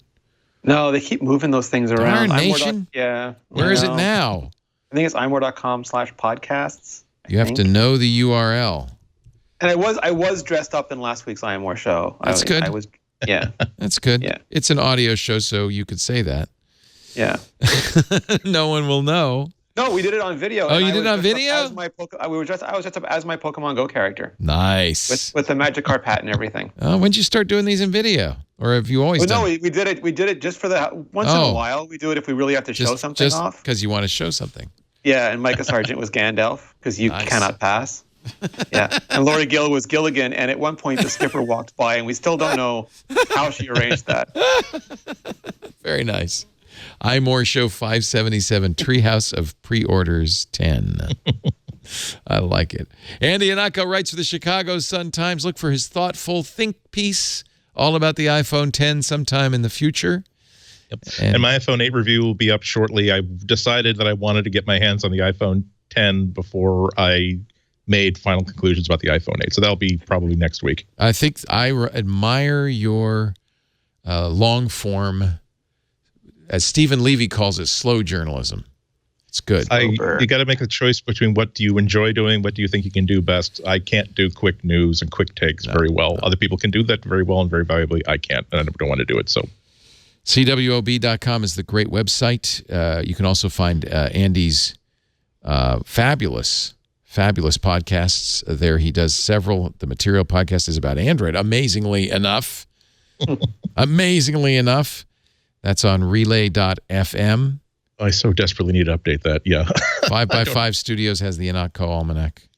That's on Relay too. That moved. Oh, that moved. So that's what you're talking about then when you say, I desperately need to update that. Yeah, exactly. Okay. I'm an ace at self-promotion. I update the website about every 4 years. Yeah, I know how you feel. Every eclipse. I was just looking at doing the ad for WordPress, looking at my website saying, gosh, I haven't posted since August. Yikes. I got to get to Like, work. hey, why am I getting so many speaking requests? Oh, that's right, because when you updated the site 3 years ago, you added, by the way, I do speaking. If you want to contact me, here's the email address. Oh, I should have done that years earlier. Flickr.com/AndyI as well. That's his great Flickr feed. Always fun there. And follow him on Instagram, too. IHNATKO and Twitter. Thank you, everybody. We do MacBreak Weekly right after iOS Today. It's an all-Apple morning on Twit on Tuesdays, starting 11 a.m. Pacific for MacBreak Weekly. iOS Day starts at 9 a.m. Pacific, 11 a.m. Pacific, 2 p.m. Eastern, 1800 UTC. Next week, it'll be 1900 UTC because finally, daylight saving time is ending this weekend, and that means the show moves because we follow the clock. So we'll fall back an hour. So 1900 UTC, you can figure it out from your particular time zone. If you want to watch live, twit.tv/live is the stream. You can join us in the chat room at irc.twit.tv. But of course, we make on-demand audio and video available for all of our shows at our website, twit.tv/mbw, or subscribe. Any of the podcatchers will do. Overcast, Pocket Casts, iTunes, Podcast. Just pick one and subscribe. You don't want to miss an episode. We'll see you next time. Now, my friends, I'm sorry to say, time to get back to work because break time is over. Bye-bye.